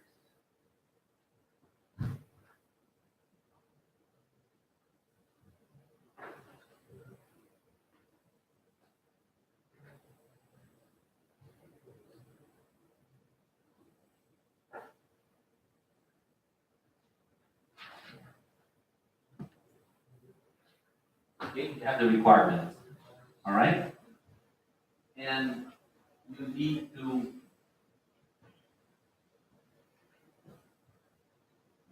identify the limit. The metric. What's that? Metric. Metric. Yeah. It's the next. What am I gonna?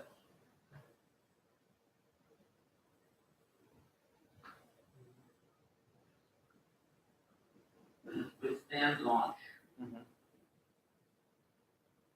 And what he's talking about here, withstand launch. The metric is going to be G-force with frequency. Okay, you're saying 50 G? Yes. We may never see that. Yeah, we are contracting because I do not understand what kind of rocket has that low. Probably 50 G at 2 kilohertz. Or to cover, was it lower one, 50? 5 hertz to 5 hertz yes. to 2 kilohertz. You need to cover, and that means that you have approach, Yes. You have the testing procedure, yes, because for instance, say that you have to do 2 minutes of test, 1 octave per minute. results, correction if there is a correction. That would be my way to do, follow my requirements. What am I going to do to test that requirement? Each requirement must be tested. Or by doing a similarity, by analysis, by testing. I need to make sure I'm meeting the requirement. And then I pass or I don't pass. Remember that for propeller there, the project at MIT there, they wanted to meet 120 Newton, they were at 100 Newton, okay, then the correction was to accept 100 Newton, right?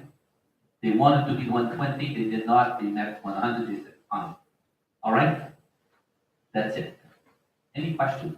Yes?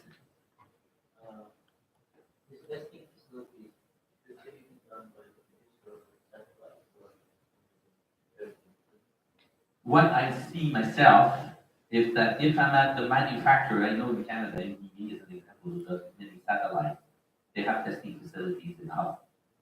Because it's almost impossible to do it without testing facilities. And yet, the space agency also has testing facilities. All right, so they both do, but the manufacturer will test its components. The space agency will test the whole package ready to launch, which two different things.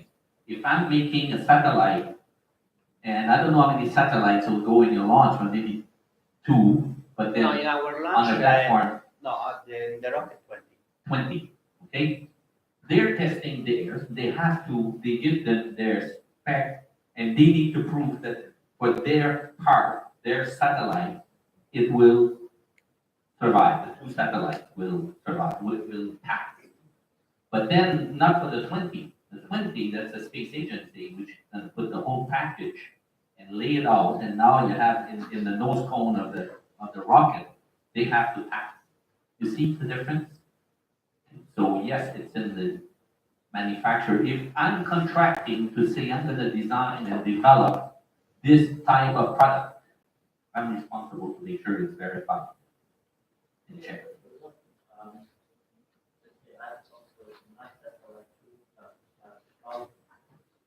My satellite shot with an NG. Yes. And you are at the radio effect, you say 50G. 50G thing. Yes. Why should I consider it as 50G when I know that my satellite, if it withstands 10G, that's fine for me? It's a very, very simple answer. The one that pays makes the decision. If the one that gives them the contract, by contract, he wants 50G, he will tell them in the contract. Test Yeah. 50G. But actually, you have the 50G from the launcher. I mean, it was we launched with Arianespace.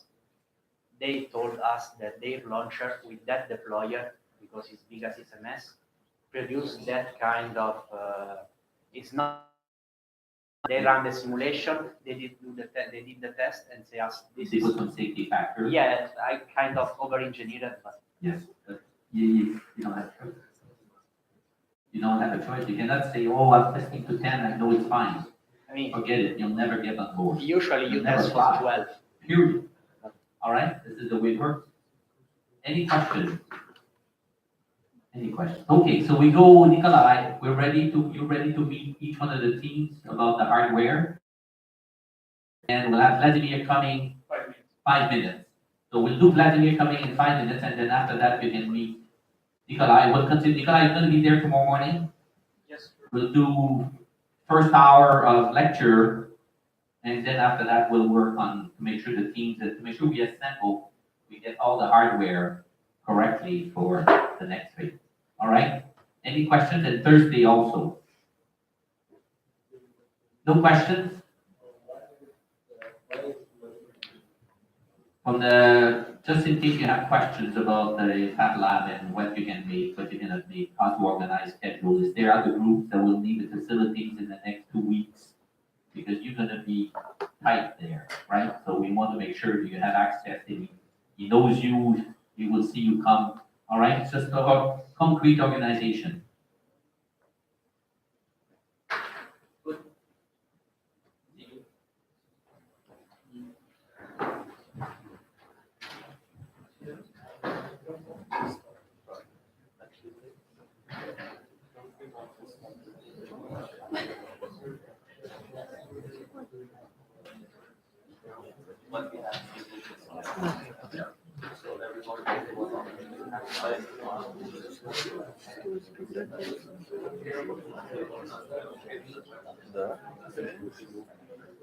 Надо было ходить.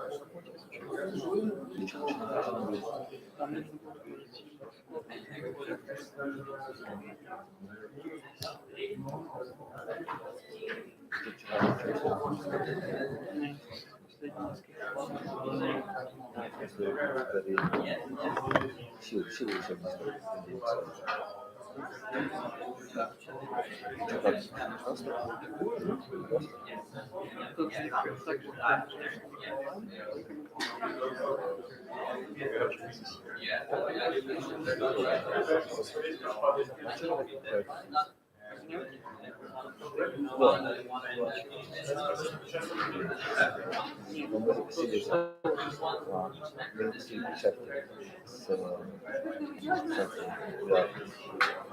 Прям очень круто видно. Я попробовал.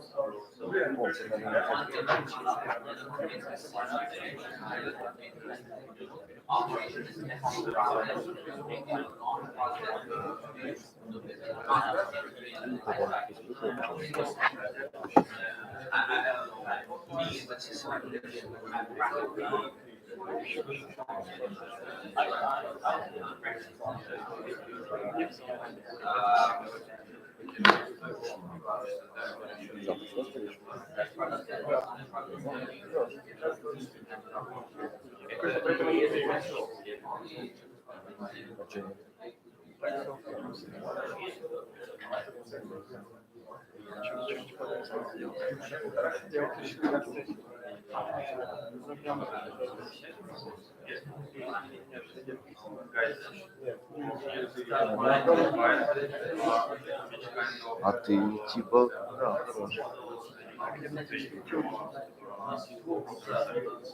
Мне продолжить фотографировать в процессе программы, теперь у меня Я помню, наш пример работал. Значит, я ее переписал. У меня она раньше так.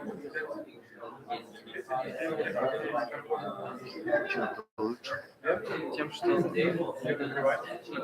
неважно, какого размера ты шмат, сколько 100 степени свободы, ты ему сюда указываешь шмат, и M, Количество. нет, M это просто выводить итоговую или нет.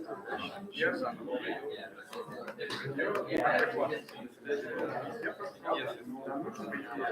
Вот, короче. Сама, то есть, первый ты один ты вытаскиваешь из дальше матрикс, трансформ это другая функция, которая создает. Потом он в цикле берет, вытаскивает второй, там ударение верный, а сам другой. Записанный переопределяет Т1 как то есть он Т1 забрал, взял до цикла, потом в цикле взял другой, умножил, и Т1 переписал в ТТ, то есть результат перемножения. Sorry there. Notice that what I showed you is different from what you'll find in the on campus now. We will update. This is the right one that I'm asking for P7. Okay, it's more detailed than the one that's currently on the slide. The big pictures, this is the right one. We'll put it on the assignment, but just to be sure there's no confusion, if unless, just in case you downloaded the thing. Количество итераций цикла равно размеру вертикального. All right, is that answer your question? Okay, yes? Неважно сколько. Нормально, прикольно. Потом типа ставит здесь 0, а потом он выводит x, y, z, I потом see. x, m1, выводит t1 через t1. Что, пробовал? Работает? Да, точно так же, такой же ставил. И ничего не работает.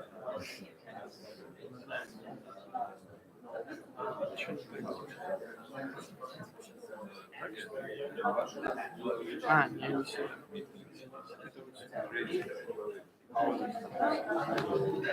Ну, типа, видим вот это D, вот это D. Теперь назвал. Вот это выводит. Получается, D. Они выводят просто. Нажми сейчас на ничего.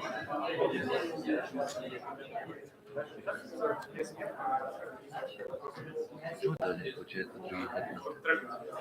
Не другие, такие же. Не вижу здесь не 85, не только и не куда-то. Глаза разлуплены, тут дело себе умножить на 10. Ой, сложный питомец. Он просто стандартный форму.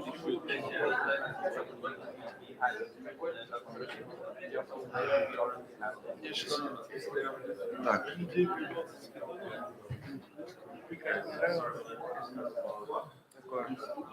Да не, на самом деле, я Чем ты его, да? до этого на самом деле тоже работал довольно много. Сейчас. Короче, сейчас покажу. Я прям горжусь, потому что я вчера после того, когда делал такое, очень больно получилось. Прям вот просто один.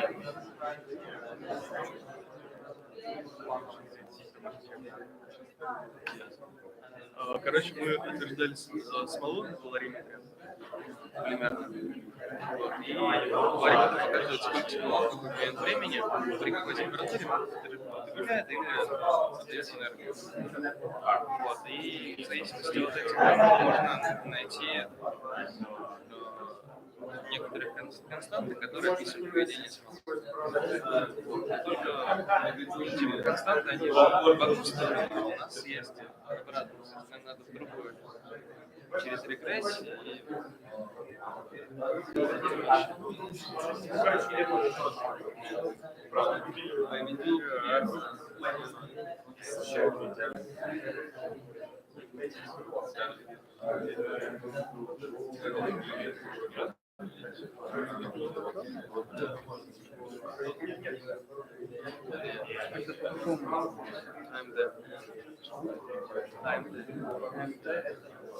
Ну, это наш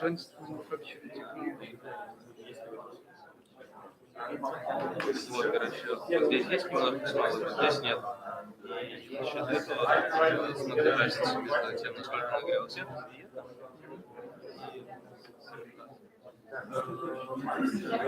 Вот, после этого мы получаем такую непонятную систему. Мы говорим, что на самом деле смола утверждалась вот здесь, а вот здесь там, типа, до 100 градусов, например, водичка выкипела.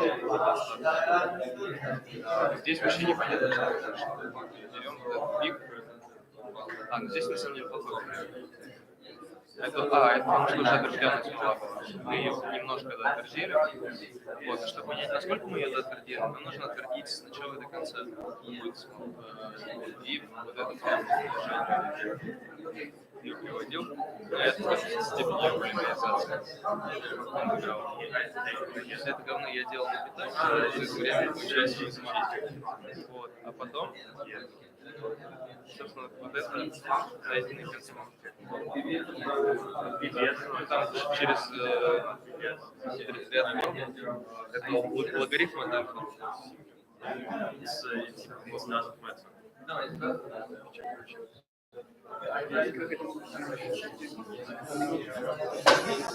Не, я... Ну, типа, можно и в Юпитер приехать. Это все ссыпай, сайбай.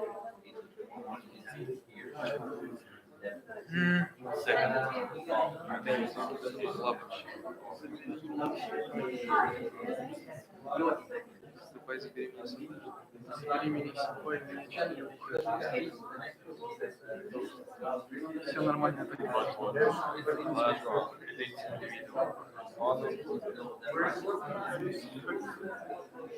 Нет, дело выше.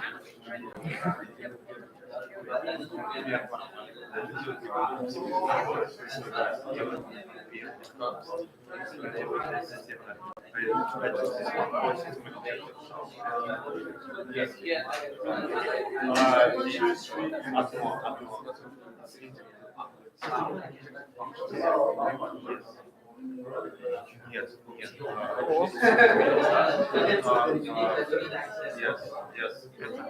В общем, сейчас типа этих мужик, это будет объяснение, что мы сейчас вообще есть. Инфа всревшая.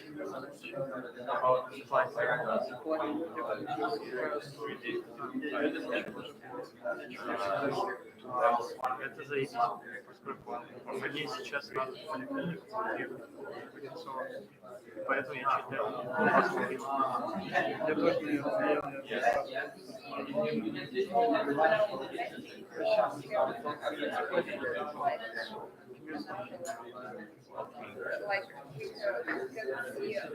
не сижу здесь с 7 утра. До 4 часов я не мог заснуть, а потом такой типа, ну, блядь, 3 часа спать, это извращение. И у меня сегодня еще 3 практики. 10 часов, потом обратно.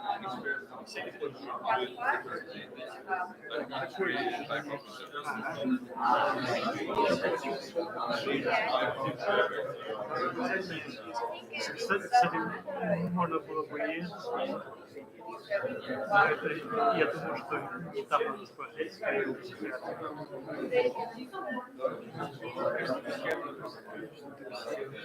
Ну, обычно они там еще таблетки, я не знаю,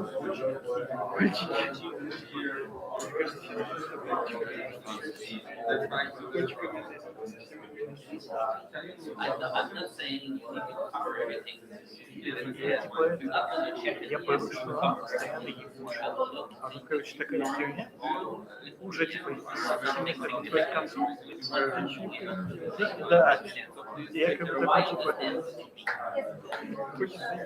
Да.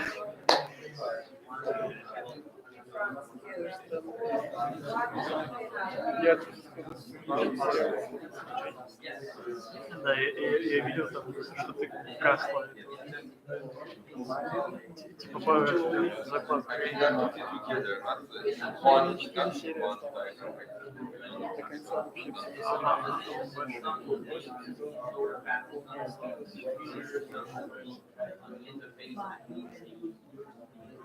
последний такой большой сериальчик был во время написания диплома. Понятное дело, что диплом писать до последней до сдачи диплома здесь вышли. Типа, скажем так, 25 июня защита диплома, 20-го сказали, типа, ну все, последняя дата для сдачи 24 ну, не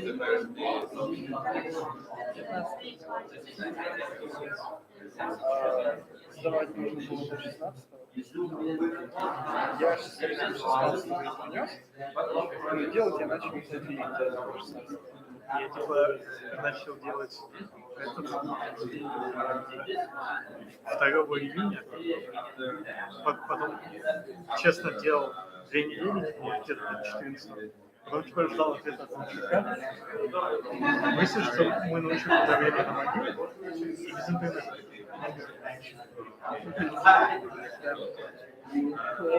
Научный сотрудник. Типа, я только не понимаю, как так получается, что типа, младший научный сотрудник получает 20 тысяч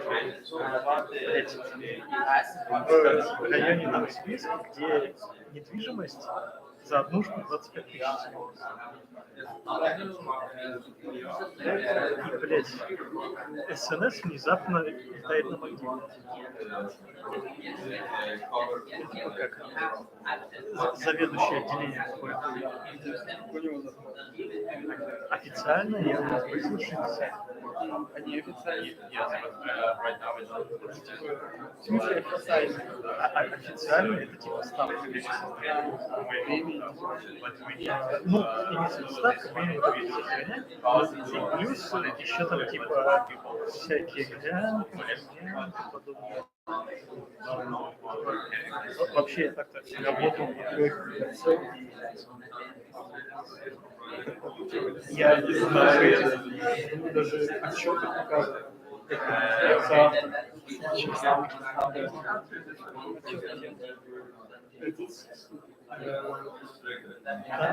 Они хотят использовать новые сейчас CPM, Silicon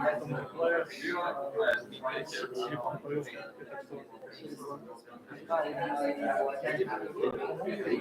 да, кремниевые фотоумножители и кремниевый фотоэлектронный умножитель.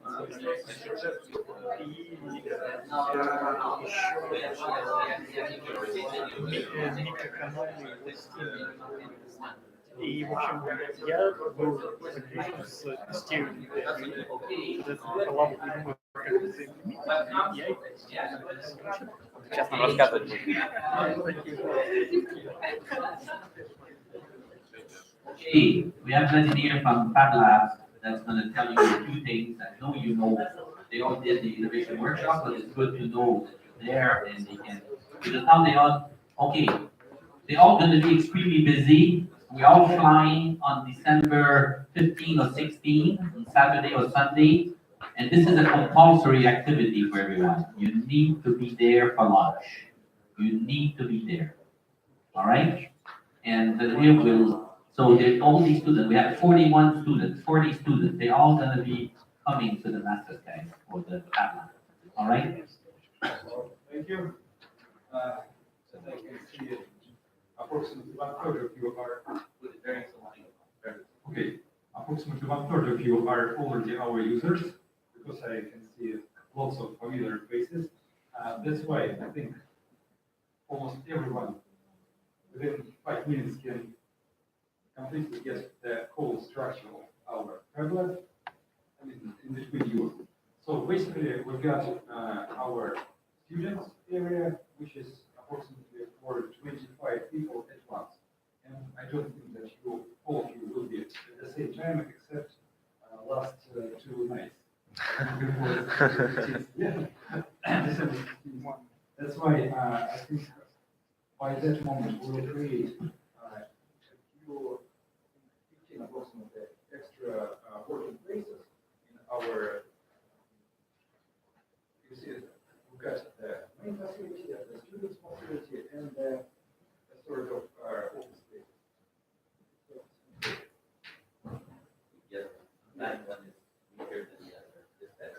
Oh, okay. This one has batteries. So I will create for you extra 15 places to work on the regular office tables, but we will cover them with the extra protection. So your staff won't harm the tables.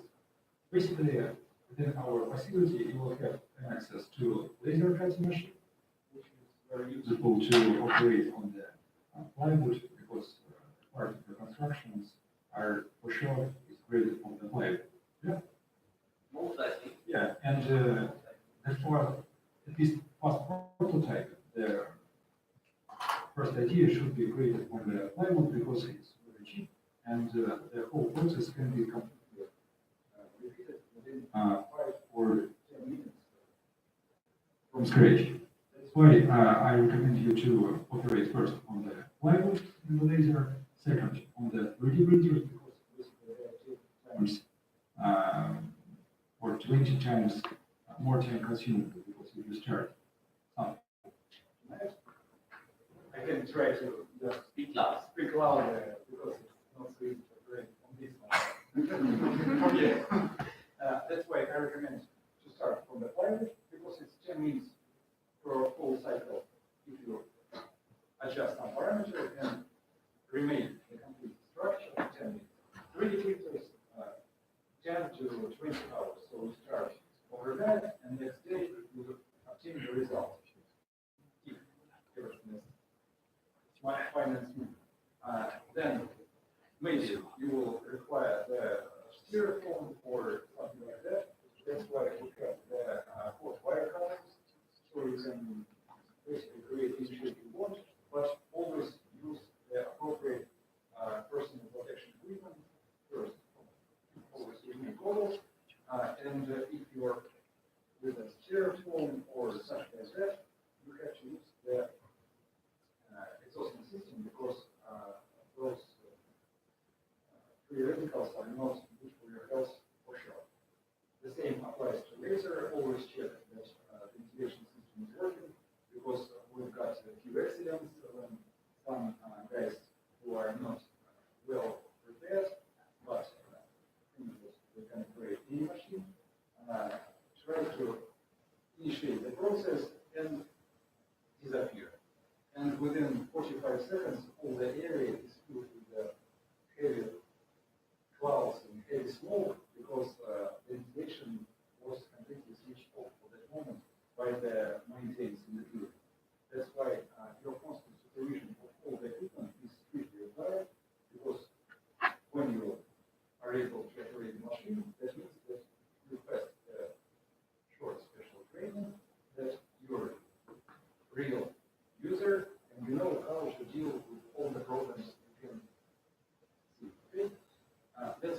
every day at 12 p.m.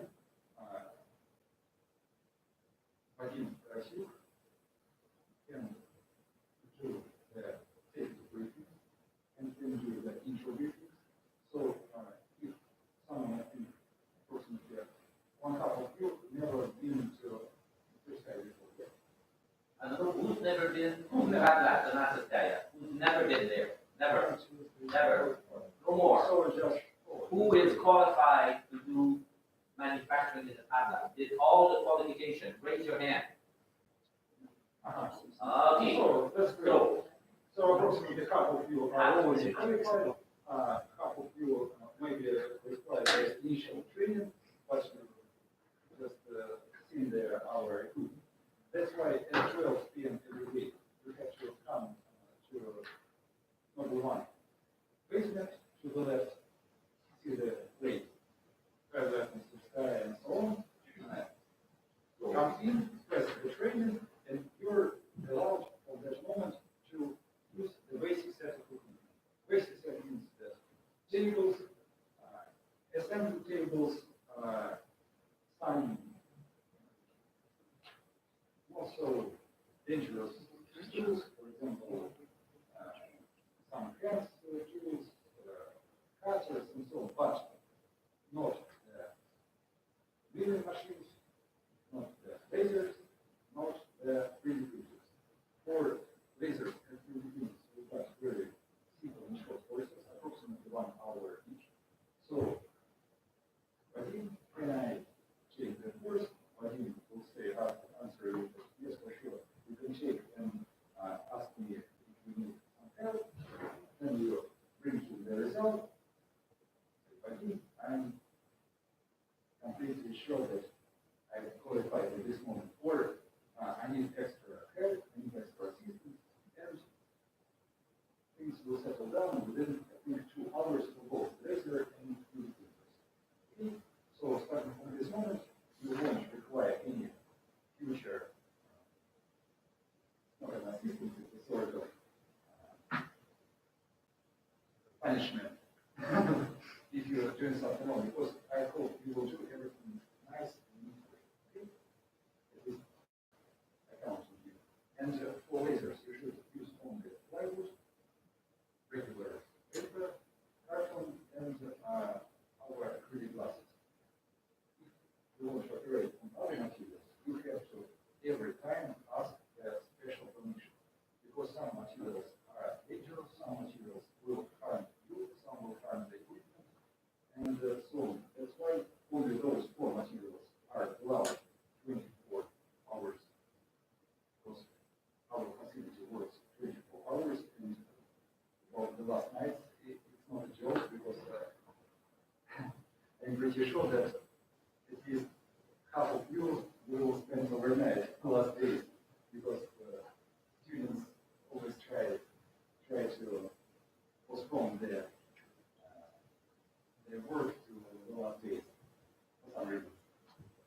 That's why we're open 24 hours per day. That's why no one will stop you from doing something wrong, except your right head. That's why I recommend you to, during the working day, to ask as many questions as you can, as you need, talk to each other, and do everything by yourself. Because if you see that someone is doing something very easily, it doesn't mean that you can just start from scratch and repeat the whole procedure by yourself. You require actual experience, and I recommend for each team to have at least one specialist in each area. So if the team of 4 or 5 people have no one who can operate the laser, it's their own way. You have to train at least one person to be very, to have a good experience in the laser machine, because when the time comes, you have to solve your problems very quickly. So that's why styrofoam and other foam materials, plywood, acrylic glasses, carton papers, 3D printers, with the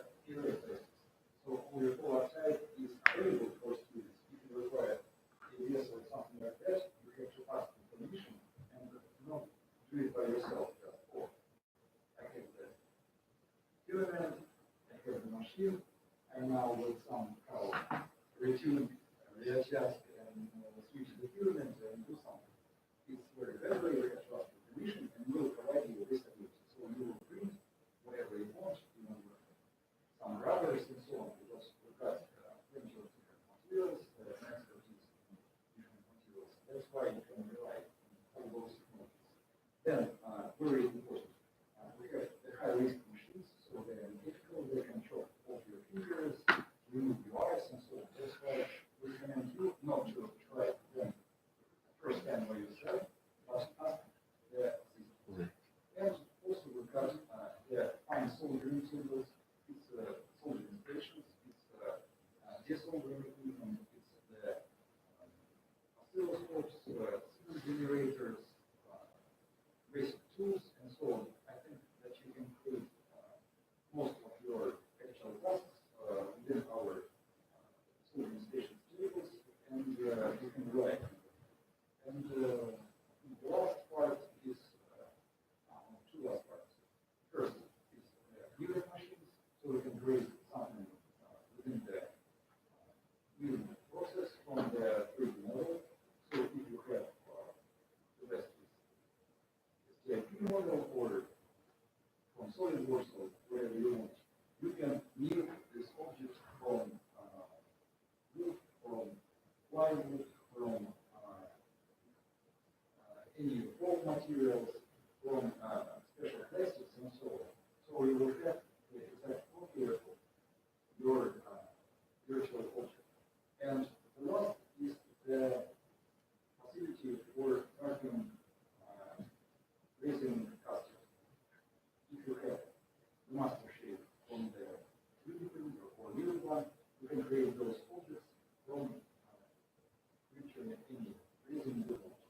So if you have the exact shape, you can use ours. If you don't have those, you have to buy it as soon as possible. And use it in our wrapping chamber. And stay overnight this process, and next day you will have the best parts available, but exactly in the sizes you need. So sometimes it's just sort of rather wheels because you have to do some, for example, gear boxes, and sometimes it's not regular gear, sometimes it's just resin which allows to operate in different angles and so on. That's why you can create something from rubber. But no rubbers in the laser, and so on.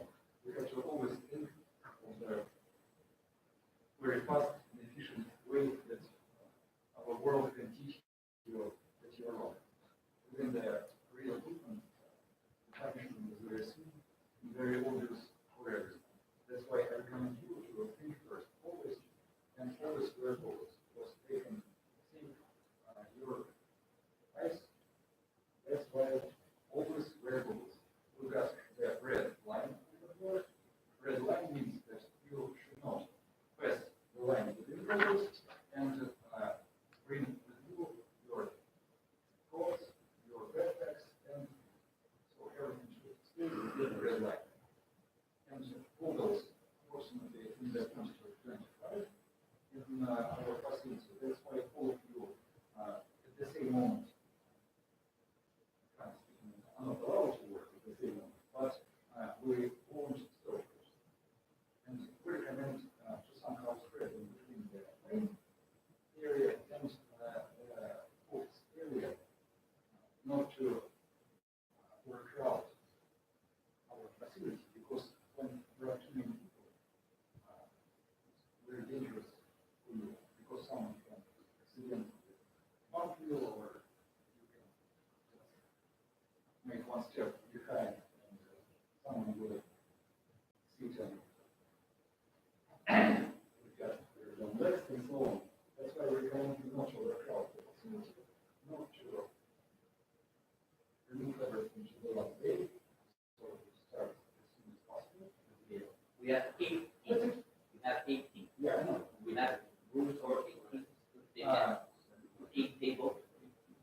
We've got room for everyone, but you want to do everything as you are at the moment. in one go, it's not recommended, just because each teams within, for example, we got at the moment one or can install within the day 7 lasers. 2 lasers or 1 laser is suitable for these teams without problems, because we know we got some hackathons within here 4 or 5 times or more, and approximately 60 people create the whole schedule by 5 minutes, who will operate the machine next 5 minutes. So they wait for hour and a half, and always it's real quiz, and everything is very intensive.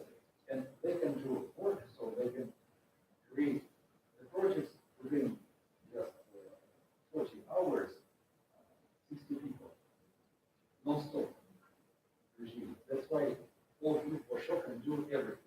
But I recommend you to approximately 5 teams at one goal in the actual assembly and laser and facility, or another 3 are in the office space, because you need to design something, you need to assemble very fine electronics and so on, which don't require the access to soldering station just for assembly. That's why not to one man people, one man is working and all others are standing all around him. They say, oh, I can do this or I can do that. So one is actual hard worker and 4 or 5 advisors. It's not a good practice. It's much better to put the advisors in the office space. But you agree? Really important. Can you explain also about storage? For storage. This is very important. Yeah. So try to imagine that all of you will have approximately the same task in the same group. All the parts you count on are almost the same, which means that if you ask your colleague, who you really need, the piece I just created, he will go to the table and bring you the piece, things you just created. But it can be completely different thing. You say, okay, put it in the box, and that's why within this procedure, you will always encounter the problem of missing parts and so on.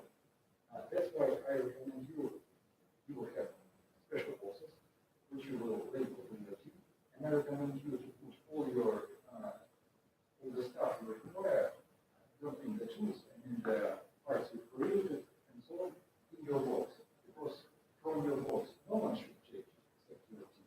But from the tables and from the whole mess of the tables, it can be easily taken by a different person, put on the different place, and then you are removed to the trash. That's why I recommend you to put all stuff into your boxes and to organize the work this way.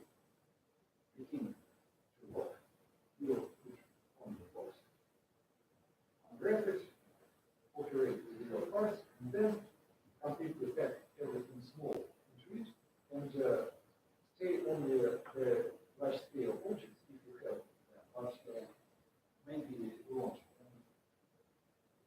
Put everything on the storage place. Then, whatever 80 people, everyone will want to, or I need some object, okay, I will use this one. So you should not rely on objects which are not in your box. Very simple rule, because all the objects can somehow be used by other people to just do very quick and efficient way, as they call it, as that way. Because if you have something which should be discarded within an hour, you can take it and use it as the part of your setup, because it can be exactly the thing you require. You know that. So next question. So no, don't, when you finish to work, don't leave your stuff on the table. Put in the box and storage, because maybe people need to use Master Skya, and then cannot see a mess just because, so I will come back in an hour and finish my work. Package your stuff and then re-unpackage. And besides that, in team 1, who is certified to use Master Skya? Okay, in team 2? Okay, team 3, 4, 5,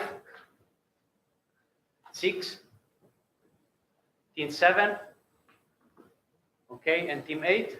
Okay, so we have at least one that can operate. Five, I didn't see anybody from five. Team 5? Five, anybody Two, five? two, Okay, two, there. two. Yeah, yes.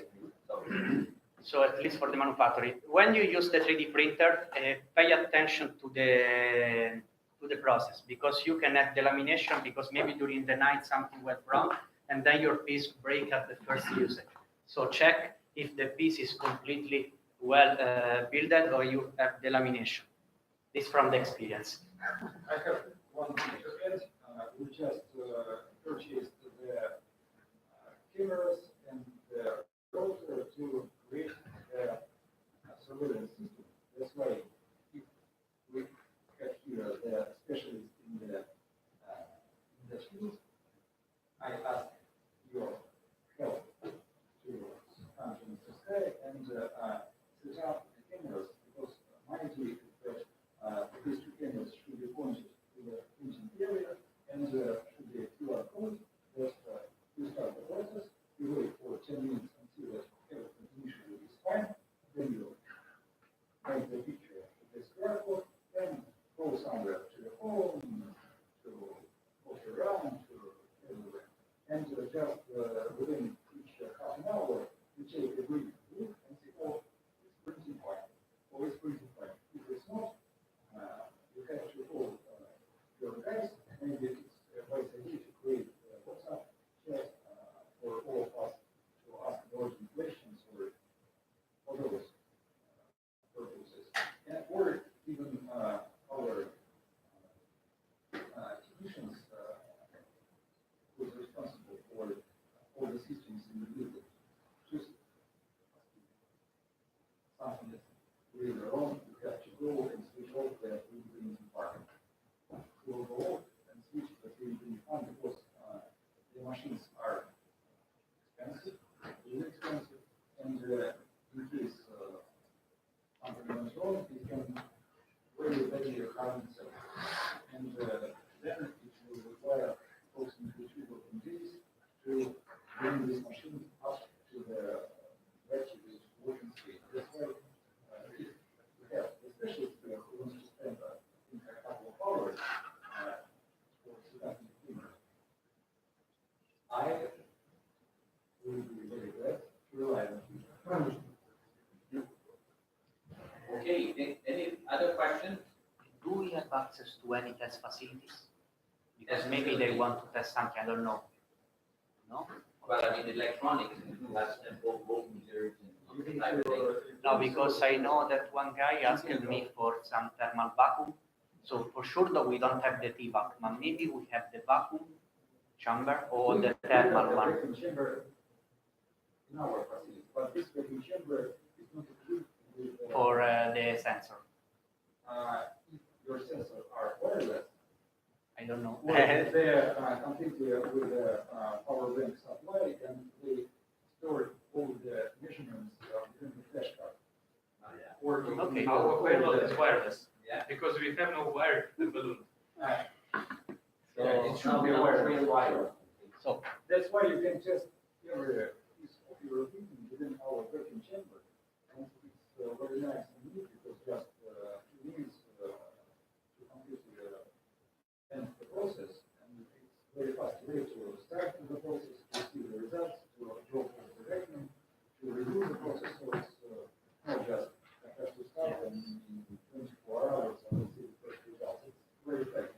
That's why I recommend you to rely on our vacuum chamber and do not forget to use always the power bank, because at the moment we don't have the ports to let the signals go out. We will get pressure, but not this year. It's okay. now in case of any, they can write the test procedure and let us know. Questions. Do you have questions? If not, then next day at 12 p.m. street, every day you can pay us a visit and obtain the safety briefing and be qualified for join our team. Okay? Thank you very much. Thank you. Everybody ready?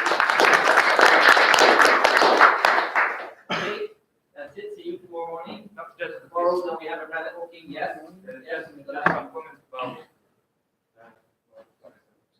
So, I'm response from the side of Space Center about manufacturing and providing you with electronics stuff. And so all of you has different designs, but we are limited in budget in parts here.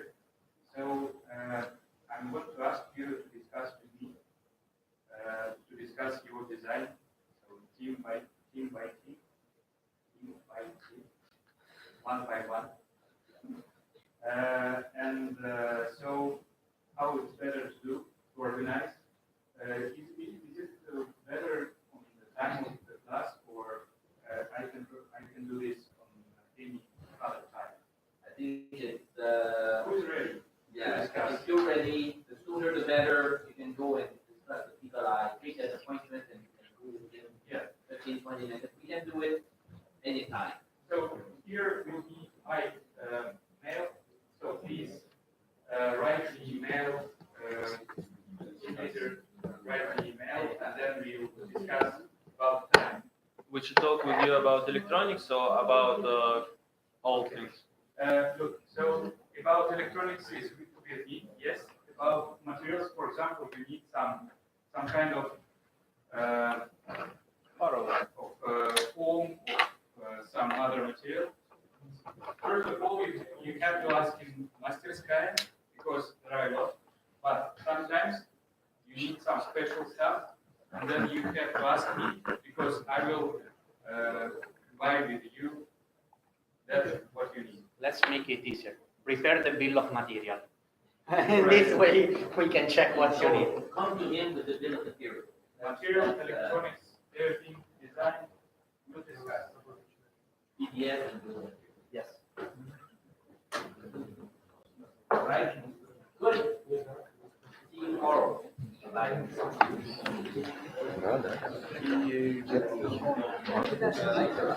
Чего, что, нам нужно электронику обсудить? Я сегодня специально составлю сначала. Так, а мы не хотим с ним обсудить выбор GSM модуля? В смысле, GSM, GPS, да, и еще другой шарик, они уже сделали.